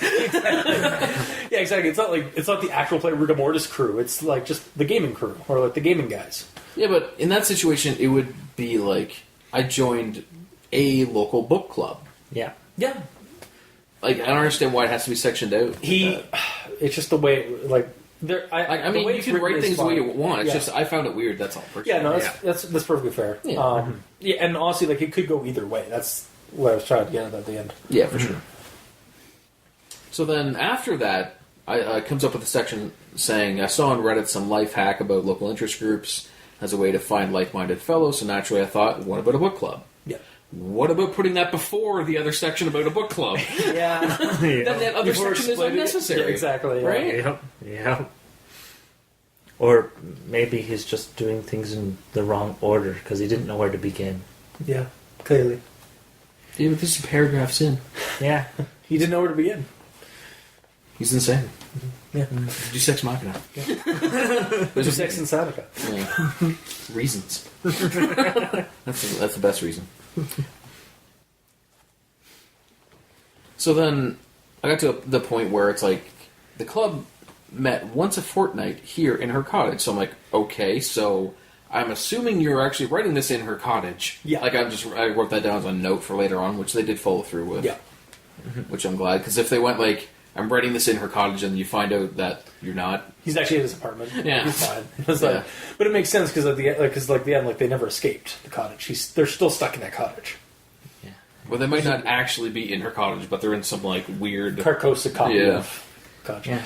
I'm sorry I keep going to Carcosa, but it's just like dude, that's totally fine. For you, I know Gamer Yellow, yeah, but I mean, like, it's the first thing that comes. Maybe it's just because of my cultist brain and like I'm like it's so heavily ingrained in my my culture kit of like, but yeah, like it's just like this screamed like a Carcosa scenario. Totally. For like if I was to make this a Call of Cthulhu game scenario, this would be Carcosa would be the thing, and the Mummer Man would be a incarnation of the King in Yellow. I would rather that.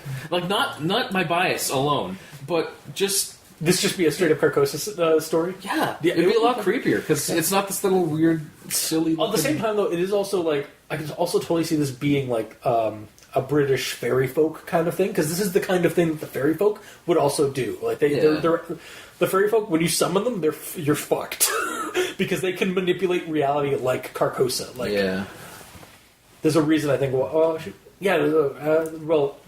Ironically enough, Carcosa and the King in Yellow stuff was created by an author, who is also a lord in England. Oh, really? Or was a lord in England. Yeah. That's awesome.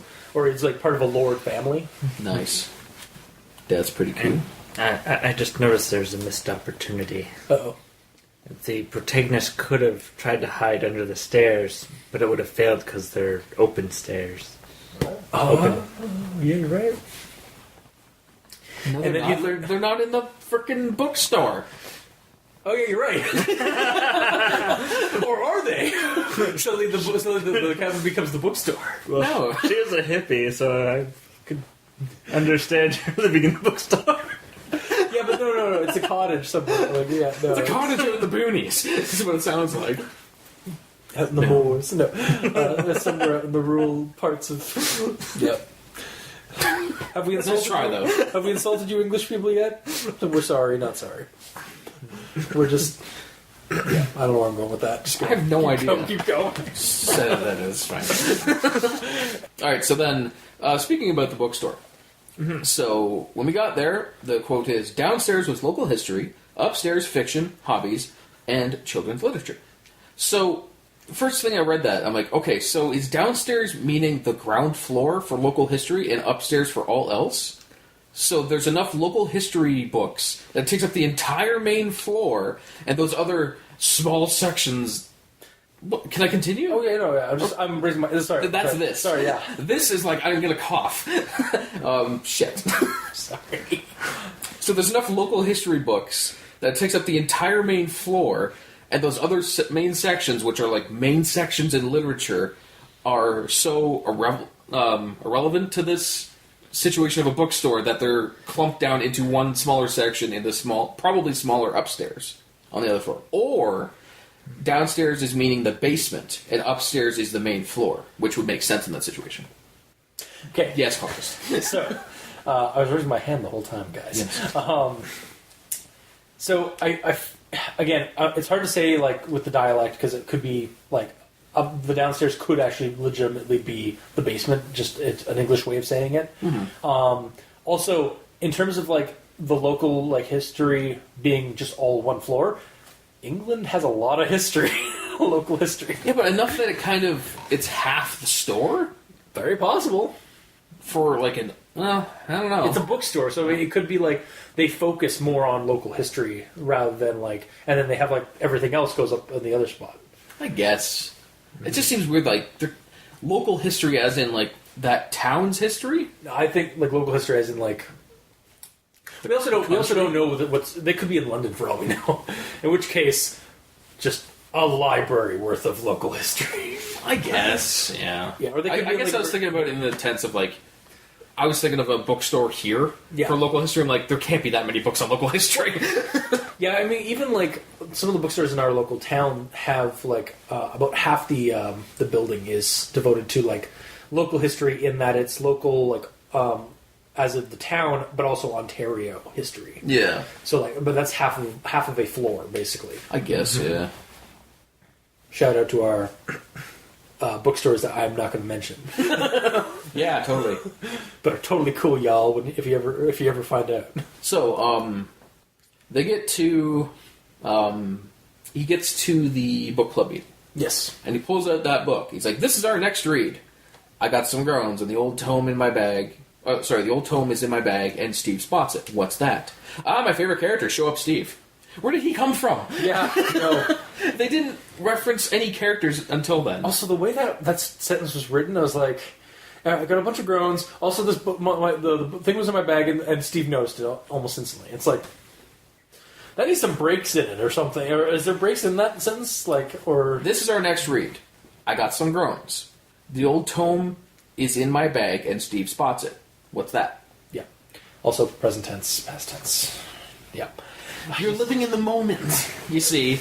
Yeah. No. Okay. No. Well, either way, my whole point of that is Steve shows up out of nowhere. Oh. Oh. Steve is Satan. Because he's sudden. Yeah. So he's actually suddenly Steve. And then we've already established this character is insane. So he's talking in the third person. So suddenly Satan is actually named Steve, and he's like, "What's that in my bag?" Wow. I would rather that. Right? Like the guy just has a problem. And then just everybody just acknowledges that he has a problem and just moves on. Yeah. Well, I mean, they've been doing this for weeks/months/years. Yeah. So, yeah. It's actually not the fact that he doesn't want to talk to anybody outside the circle, outside the meetings. It's just they don't want to talk to him. Yeah. Because he's crazy. He just wants to talk to Steve.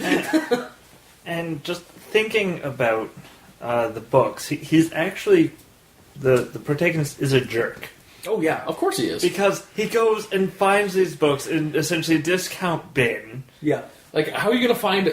Like, let's say there's 10 of them there. How are they all going to find that book? Yeah. To be fair, actually, the Daniken ones are in almost every library I've ever been to. Because I've checked out the weird mystery section of every library I've ever been to, and they're almost guaranteed to find an Ancient Aliens or, Chariots of the Gods... or Ancient Astronauts kind of stuff by Daniken.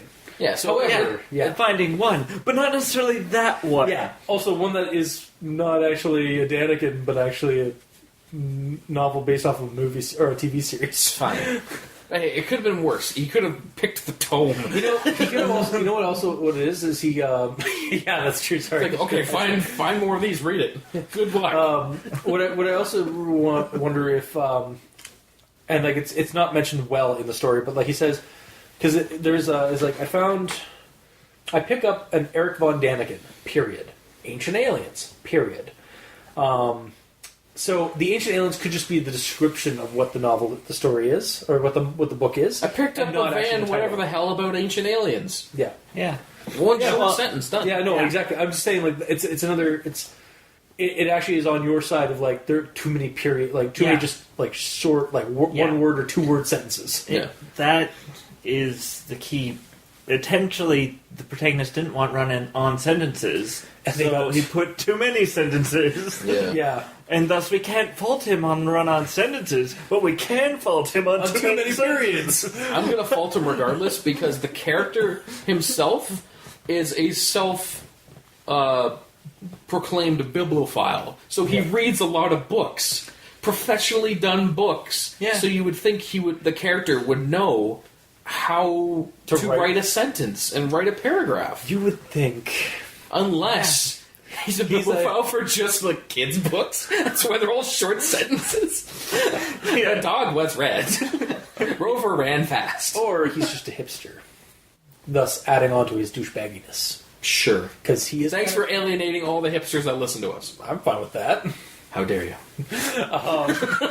No, like, for reals though, like, this guy is just a jerk. Can we just agree on that? Like, through and through this entire I'm going to get into a section where he's okay, a jerk. cool. Don't worry about that. Right. Either way, the whole point of this section that we're talking about that you kind of drifted away from is the fact that these characters show up out of nowhere. Yeah. And it's a book club, so you figure, like, you'd make these characters and describe them, so then you have some sort of connection to the character when that character inevitably dies. Yeah. But However, it's just Steve. Yeah. And we get, like, Steve has an arc throughout the story. He devolves into a monster, a creature of the, like, in the shadows. Or, like, a person in the shadows. But, like, yeah, no, I get what you're saying. Also, it's like, yeah, we need this, like, we need these characters described, so like, oh, fuck that, that's too much effort to write that. I'm crazy. His name is Steve, and that's it.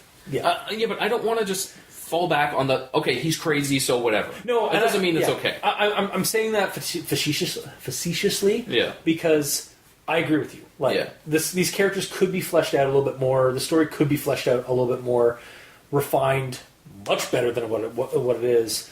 Give us a reason to care about this book club group. Yeah. Like, don't just make them, like, named cardboard for the sake of reasons, or just naming them. Yeah. But, like, because Steve keeps coming back, he could be like, okay, I made a point of not contacting my book club friends out of the book club, but Steve and I have become good friends. Yeah. Done. Okay, they've become friends. I at least know that, but all I know is he's Steve. Yeah. Like, we don't need to know their whole backstory, like, because no, it's just at that point, like, sometimes, like that's not how you, like. But we wouldn't mind some depth to these characters, some information that this character might have on. It could just literally be like, I got to the I joined the book club, and there's some nice people there, like Steve, the redheaded soulless ginger, Jim, the black turtlenecked hippie or hipster, and then there's the second shot of the hipsters here. Jeez. Well, it's like you guys don't like hippies, I don't like hipsters. Okay. I don't have a problem with hippies. Sorry, I think I'm talking to lie then. Carmen has a problem with hippies, and I like South Park. So there you go. You must hate them. Of course. All right, sorry. We keep jumping off the rails. A little bit, yeah. Okay, I'll bring it. Mikey, you said looked like you wanted to say something. Well, he's joining this book club, but he still hasn't made any new friends. Yeah, in fact, he specifically said, I don't want to make friends out of this. Well, he said he didn't want to make friends with Tara, because Tara's a hippie. Yeah, but because he said that, you automatically assume he doesn't want to make friends with any of them. I guess. But, like, I figured it'd be like, okay, I don't like Tara, but the other people I've become friends with. See, I just figured, like the way he said it talks about, like, how, like, he didn't want to be, like, he wasn't going to be friends or speak with Tara outside of the club. I just figured it was just Tara he didn't have a problem with. The other people were okay. Yeah, but again, it's another one of those things where it's like, why not just say it? Like, I didn't want to meet with Tara after outside of the book club, but I enjoy meeting with everyone else. Yeah, yeah. Just simple, like little. You just put in like that little bit of extra effort. Keep it simple and like straightforward. Yeah. Mm-hmm. Yep. Otherwise known as kiss ass. Nice. Keep it simple and straightforward. That's kiss aff. Fuck. Wait. Keep it simple and straight. Forward. Straightforward is actually a compound word. So it's kiss as. Yeah. You said ass. You're wrong either way. Boom! Fine. I'll accept that. Yeah, there you go. And straightforward Steve. Stupid. Keep it simple and straightforward. Stupid. Yeah, there we go. You're welcome. But we don't need two stupids. But I didn't have to. Whatever. Anyway, simple stupid. It's a shitty anagram, alright? Stupid.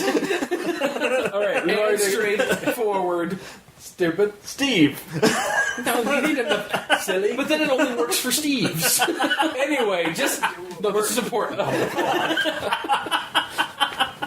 That's really... Okay, fine. Write in the comments a better anagram for ass in this situation. So the cultists can continue. Greg, I know you're listening. Do that. Okay. So,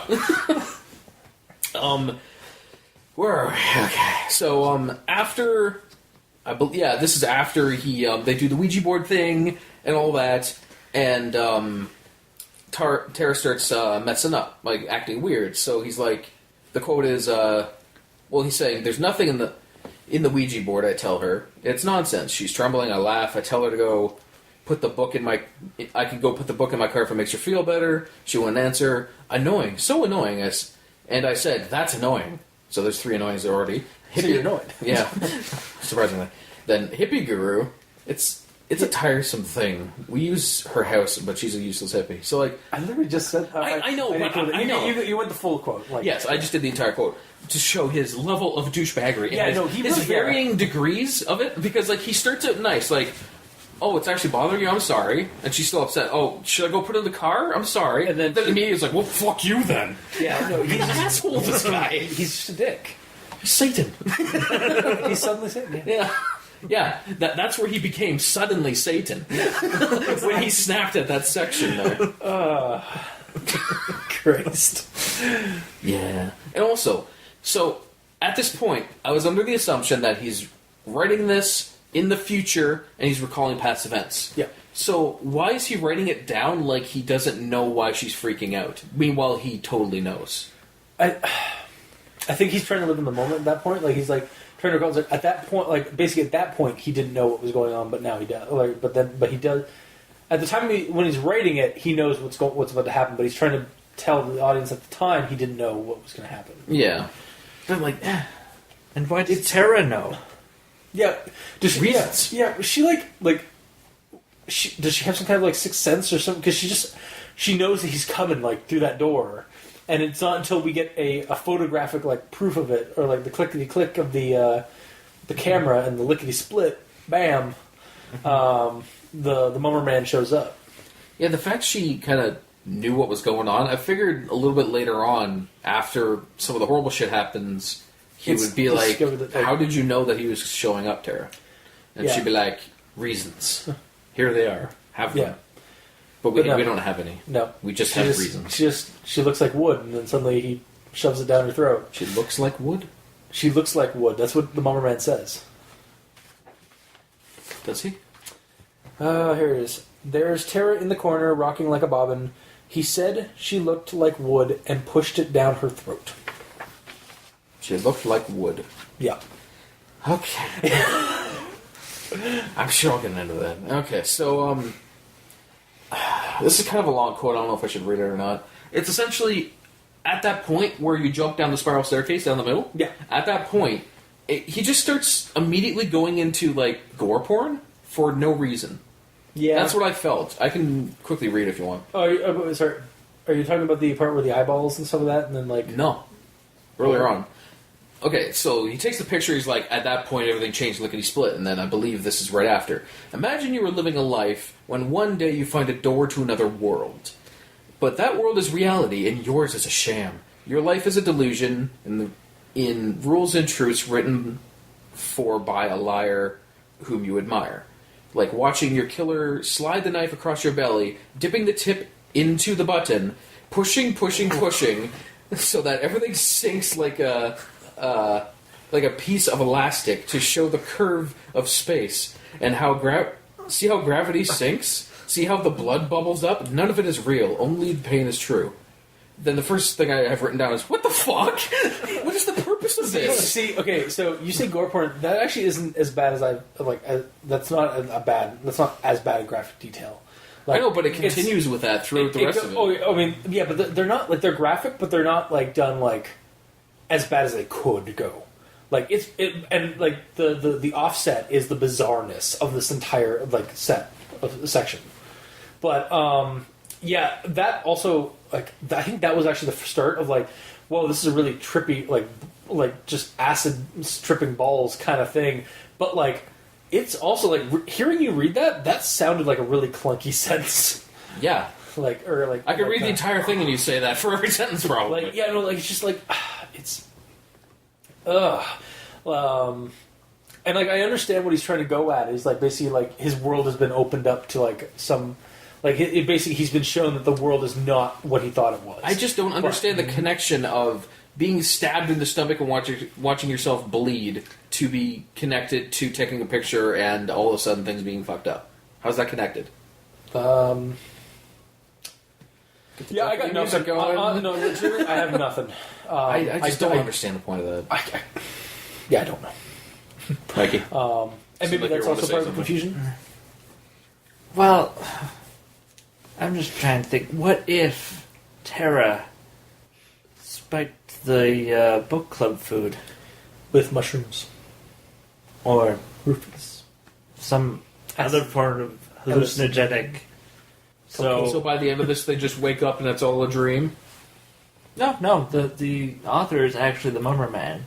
And he's gone crazy and is killing everyone. But he doesn't realize that he's killing everyone because he thinks it's the Mummer Man. So the Mummer Man that you're seeing, they're all just hallucinating? Even though they have two pictures of it in the lore? Yeah. Sorry. Yeah. If there's no pictures, then yeah. I could get on board, but no. Also, I really want this to be a Carcosa scenario. I know, right? Way. I want to believe. Yeah. And then, around this point, like, again, this is right where it drops off, and it immediately gets so weird where, like, there's something, like, whimsical and silly, and then dark, and then whimsical and silly, and then dark. I don't understand the point of that. That's... like... insanity. I know, but... I just don't like how it's instantly he's insane. Meanwhile, from him starting to write this, he's already insane. Yeah. Because he's already captured by the Mummer Man. So why not have that consistency throughout the entire thing? Well, that's the thing. It's supposed to give us the beginning, we're supposed to start off not thinking that he's insane, and then by the end, we're like, oh, he's been insane the entire time, and he just had this lapse of sanity at the beginning. Like he started. He had a lapse of insanity at the beginning. Well, he had sanity at the beginning. Yeah, that's true. Like he was able to start like writing rationally, and then it got more and more like rhyming and more like whimsical, and then like honestly, I think the whimsical and like the darkness, and then the whimsical, the darkness and the whimsical, is what kept me reading. The insanity. It does make it more interesting. The insane trip, because yeah, exactly. It's like what the fuck it, I'm just gonna read this. Like I'm just gonna let this ride. Yeah. But yeah. Like personally, I like the way it's handled for that part, like the whimsical then dark, because that's also kind of my favoritism though for that kind of thing. Yeah. But yeah, it makes the story like interesting. Like it kind of leaves you with just like basically wanting to just go with the flow of the insanity. Like just give up the don't stop paddling. Just follow downstream. Yeah, I suppose all the way to the waterfall. I guess just for me, it's like throughout the entire story this time, there's been so many things that like it's not consistent, like with the tense and with the writing style, and then this is just another one that cropped up at the end. So it's just another level of inconsistency for me. So I had to take note of it. Yep. How many times did you read the story, by the way? Once. Just once? Okay. Because I remember, because I read once the first time, and I was like, I gave up being critical about it. And then I had to sit down and read it a second time to get my criticisms and my comments on it. Yeah, when I started, I got the first couple of paragraphs down, trying to also bring in like grammar things. And I'm like, you know what? Right? I don't care. I'm going to read the story for the story, because that's what's important. Yeah. Yep. Someone else can edit it. That's fine. Which you probably will. Well, like I said, like I actually do have like my actual the document that has like all the things. There are literally 24 notes on the side that I left out of my actual thoughts, because at that point I had realized there's no point in fixing these right now, because there's no point. There's too many of them. Yeah. Like literally, you might as well just what you have to do is read through the story and correct them as you read. Yeah. Also, that's one point I want to bring up too. I was going to mention this earlier. I don't understand why, when you're writing something to be put on the internet, okay, why don't you just write it in like a format or a program that has autocorrect in it? Like Windows comes with one with like Notepad. It has simple autocorrect. Spell check and grammar check. They're a great thing, but they don't always catch tense changes. I understand about that, but at least for spelling things, because there were a few spelling. There were a couple like does it and what? Yes. Yeah, does it and I think the dulcimer or no dulcet tones. And I wasn't specifically talking about this story itself. I mean, just Creepypasta in general. Why don't they write it in something that has spell check? Because.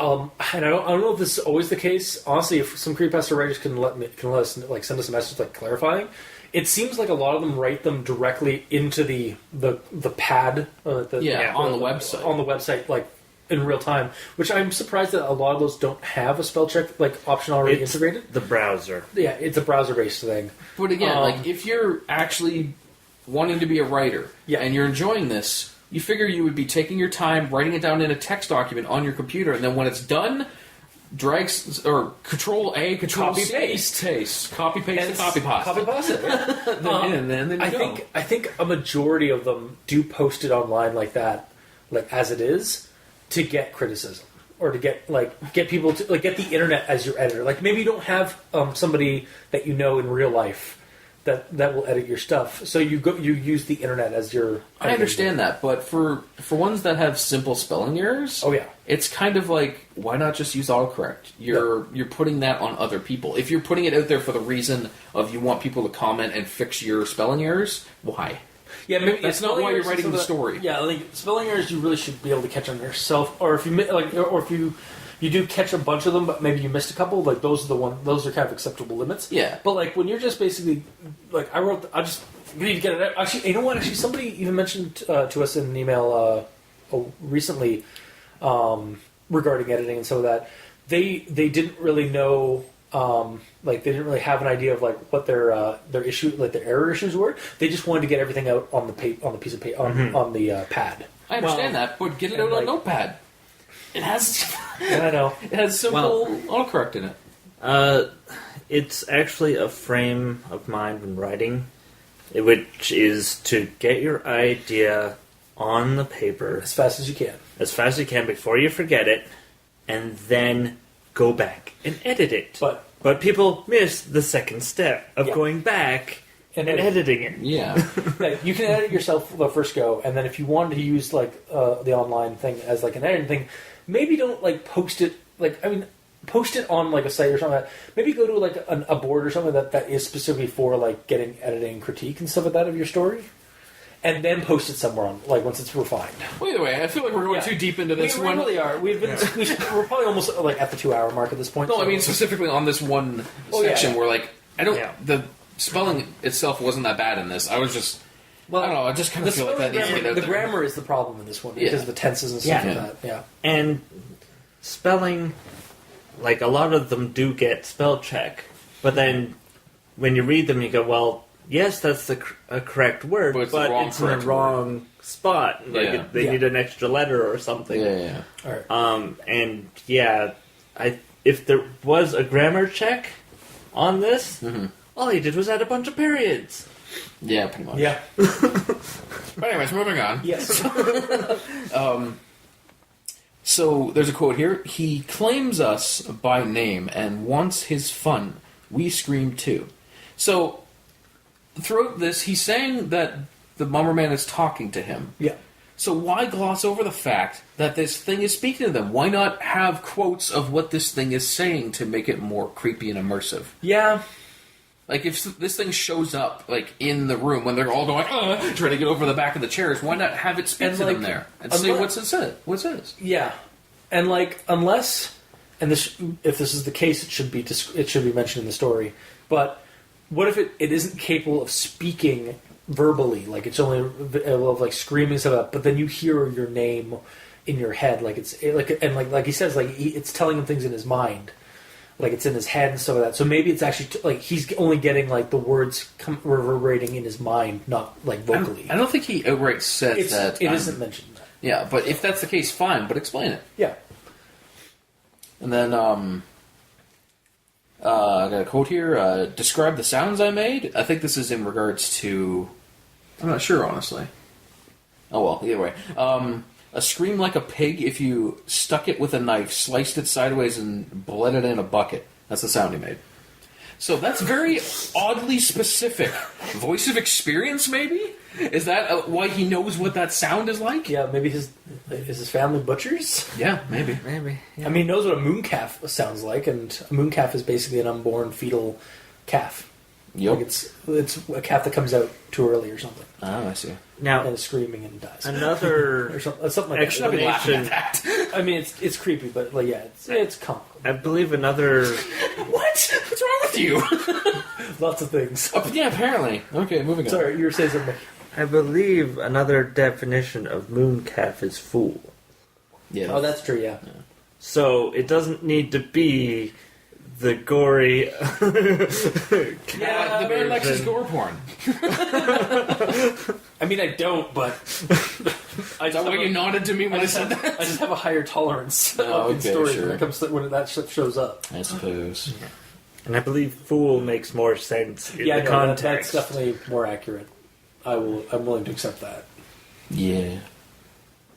And this one I kind of went over, but I didn't go over the second. Oh, jeez, I didn't go over the second section, and I just lost it all because I accidentally hit select all. Good job. Hang on, I guess go back. Boop boop boop. Editing. Where am I? There I am.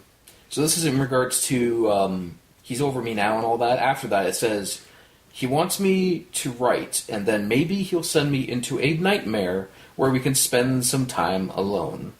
So with that as your reward, why would you write? He's not saying he wants me to write or he will kill me. He's saying he wants me to write, and then if I do that, he'll bring me into a nightmare with him. Yeah. I know he's insane and all that, but there's no reward here. It's either you die or you die. Well, you know? Or you go insane then die. What's the word? Masochist? Sadomasochist. Yeah. I think masochist is like you... Pain is... when you enjoy you get getting pleasure pain? from... You get pleasure from delivering pain on others. I think that's sadist. And you get pleasure from pain on yourself is masochist, I think. Yeah. Sadist is others, masochist is yourself. Yeah, If we're so wrong, leave us in the comments. so he's looking forward to a nightmare with Cue the cue the porno music. God. This is a Clive Barker story. Why do you keep going back to porn? Like actual porn. Okay, I'm sorry. There's a lot of quotes that are like kind of like if you have the right gutter mindset, it is kind of The right mindset? The wrong mindset. You're here to be freaked out and creeped. I mean, it is kind of creepy. Anyway, whatever. Whatevs. Alright, so then after realizing they're upstairs and trying to escape through all the Carcosa doors, the quote said, "What the fuck are you two up to?" Yeah. Wait, hang on. What the fuck are you two up to? Jim, Timmy, and Steve. Who the fuck is Jim? Right? Again, it's another case of the like we suddenly just get a name of one of the people that are in the book club. Name drop for no reason. Yeah, no. Is Jim just the name of the mummer? Asking what the fuck they're doing? Because in that situation, you know what the fuck they're trying to do? They're trying to do what any sane person would do in that situation, and that is try to escape. Yeah. And Jim is just like, what the fuck are you doing? This is awesome. They're all just getting high or something. Or only the 3 people that were doing the whole chanting are affected by this. So they're running around like chickens with their heads cut off, and everyone in the book group's like, "What the fuck are you doing?" Yeah. I'm down with that. All the other book club guys like, yeah, this is fucking weird. Let's just go, and then they just leave them to like they open the front door. It's like, oh god, we can't get out. Close the door. Ah. And then Tara's in her bedroom's like, why the fuck do you keep coming here? Get out of my room, you fucking asshole. Go home.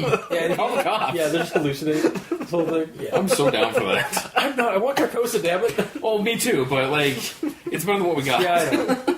Well, I don't. I wouldn't say it's better because it's a lot less creepy and more just hilarious, which kind of defeats the purpose of Creepypasta because it's not creepy anymore. But yes, anyways. Yes, move on. So, okay, here's another voice of experience thing. There's Tara in the corner, rocking like a bobbin, said look like wood, blah, blah, blah, blah, blah. He made her hurt with those hooks. She gargles like a drowning... Wait, she gargles like she's drowning in pig fat, but won't stop. Yeah, I don't know what... He's done some messed up things on the farm, man. Yeah, like, that part does not help, like, again, like, for, like... Maybe I have, like, just a corrupted mind from, like, shit I've seen and Maybe? stuff. But, like, again, that part is, like, so... Did he just put his dick down his throat or something like that? Like, Why are you going back to that? I'm talking about the sound that she made. That sounds like a pig drowning in pig fat or whatever. Or her drowning in pig fat. yeah. Where's your mind? I don't want to know where your mind No, you really don't. Jesus. See, we were right. We described him like fucking idiots. Okay, anyways. So, my last note is literally just about the entire last section. I'm not going to quote it, obviously. Yeah. But, just like, it's just multiple paragraphs of insanity, which makes sense. Yeah. But the thing I hate is how poorly visualized everything is. And I just wish the whole thing...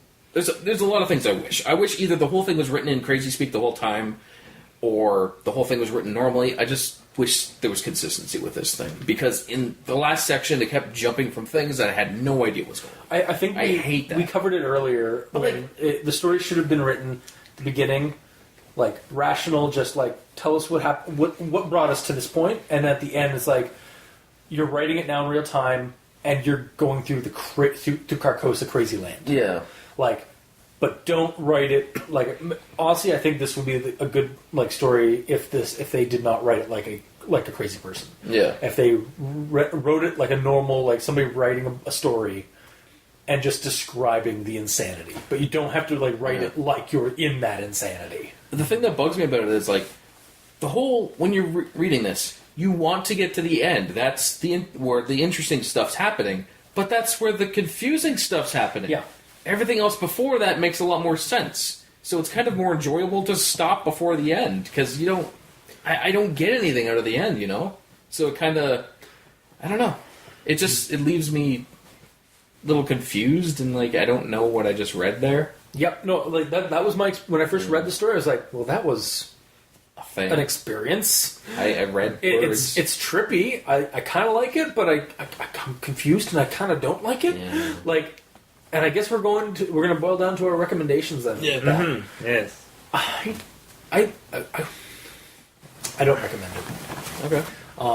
I do like what it's trying to do, but it is so poorly orchestrated with the tenses, with the transitions, the fact that it's a crazy trippy ride. Like maybe reading it once, but like you're left confused. I was certainly left confused after reading it, and reading it a second time only made me more critical about it. Mm-hmm. But it didn't clear any of the confusing sections. Yeah, like the monster, the Mummerman, and the poem are cool. Like I want there to be more of that creature and this insanity.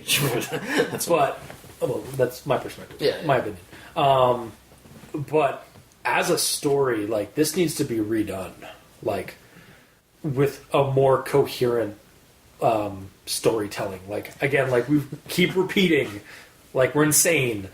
The front bit, like start off in past tense, the entire story up until the point where it's been days, and you're being forced to type up what you're living through and stuff like that, and then basically sign off with going off to basically meet your end or something like that. Yeah. That's it. So as it is right now, I can't recommend it. Yeah. It seems like we all have It's a lot of lost potential. we all have varying reasons why it's like not easy to read. Like you're really hung up on the tense situation. I'm tense, and also like over the course of this discussion, I've been thinking it's like, oh, maybe it's this, maybe it's a lot of the story. Yeah. Is the issue. Like it's hard to read. Like the insanity at the end is interesting, and like again, like first time I read it, I just let it flow over me. Yeah.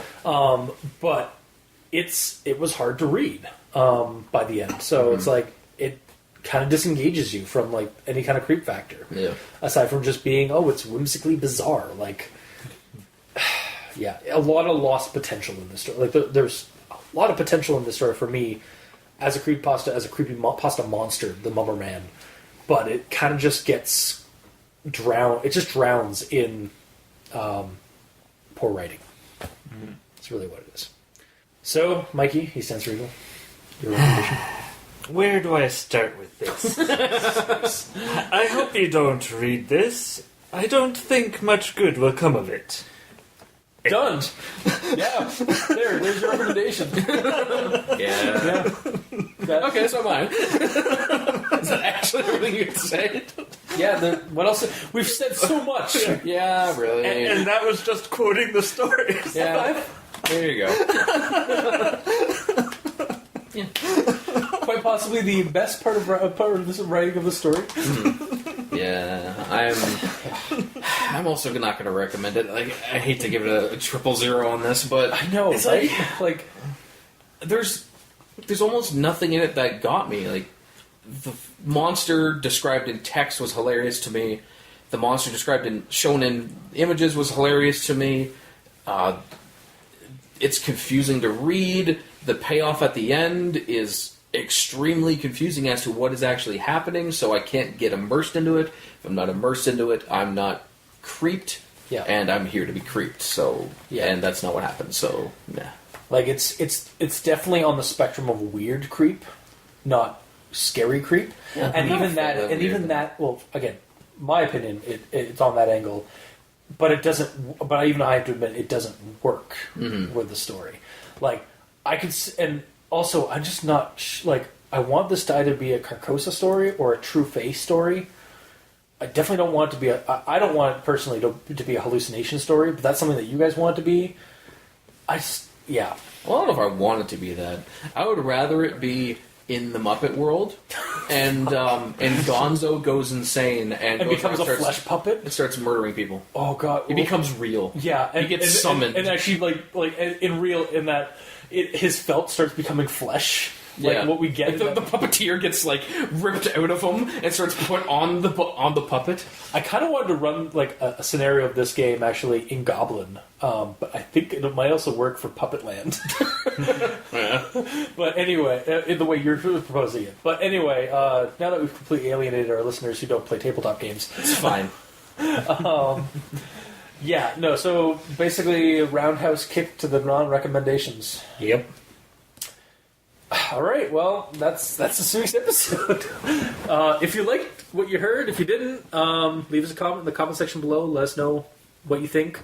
You can rate us and review us on iTunes. You can also send us emails at aldenterigamortis@gmail.com. That's ALDENTERIGAMORTIS@gmail.com. You can find us on Facebook, YouTube, Tumblr. We're also on Twitter and Xbox Live. I'm at Review Cultist. Mikey's at The East Ends for Evil.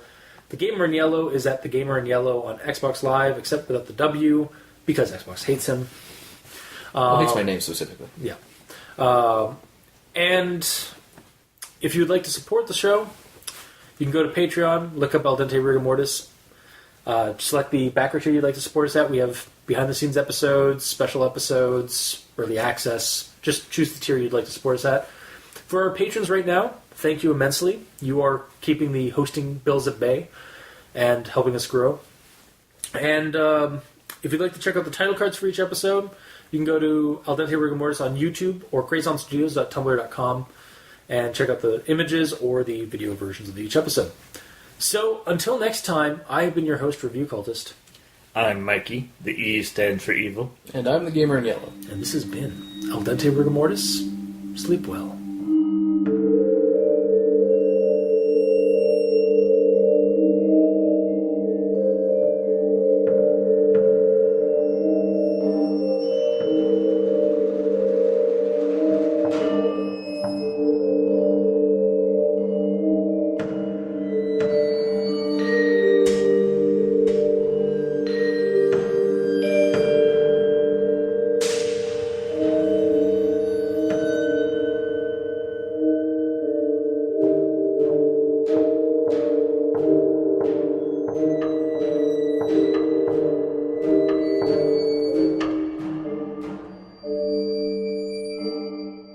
Thank God for the miracle of editing, first of all, because I'll be probably making that as best as I can. I'll be fixing that as best I can. Mm-hmm. Mm-hmm. Also, for the fact I counted all your mess up that time. What? Did I actually? Yeah, I'm not doing that. Let me time. I'll fix it. Let me time. I'll fix it. Let me time. I'll fix it. Let me time. I'll fix it. Let me time. I'll fix it. Let me time. I'll fix it. Let me time. I'll fix it. Let me time. I'll fix it. Let me time. I'll fix it. Let me time. I'll fix it. Let me time. I'll fix it. Let me time. I'll fix it. Let me time. I'll fix it. Let me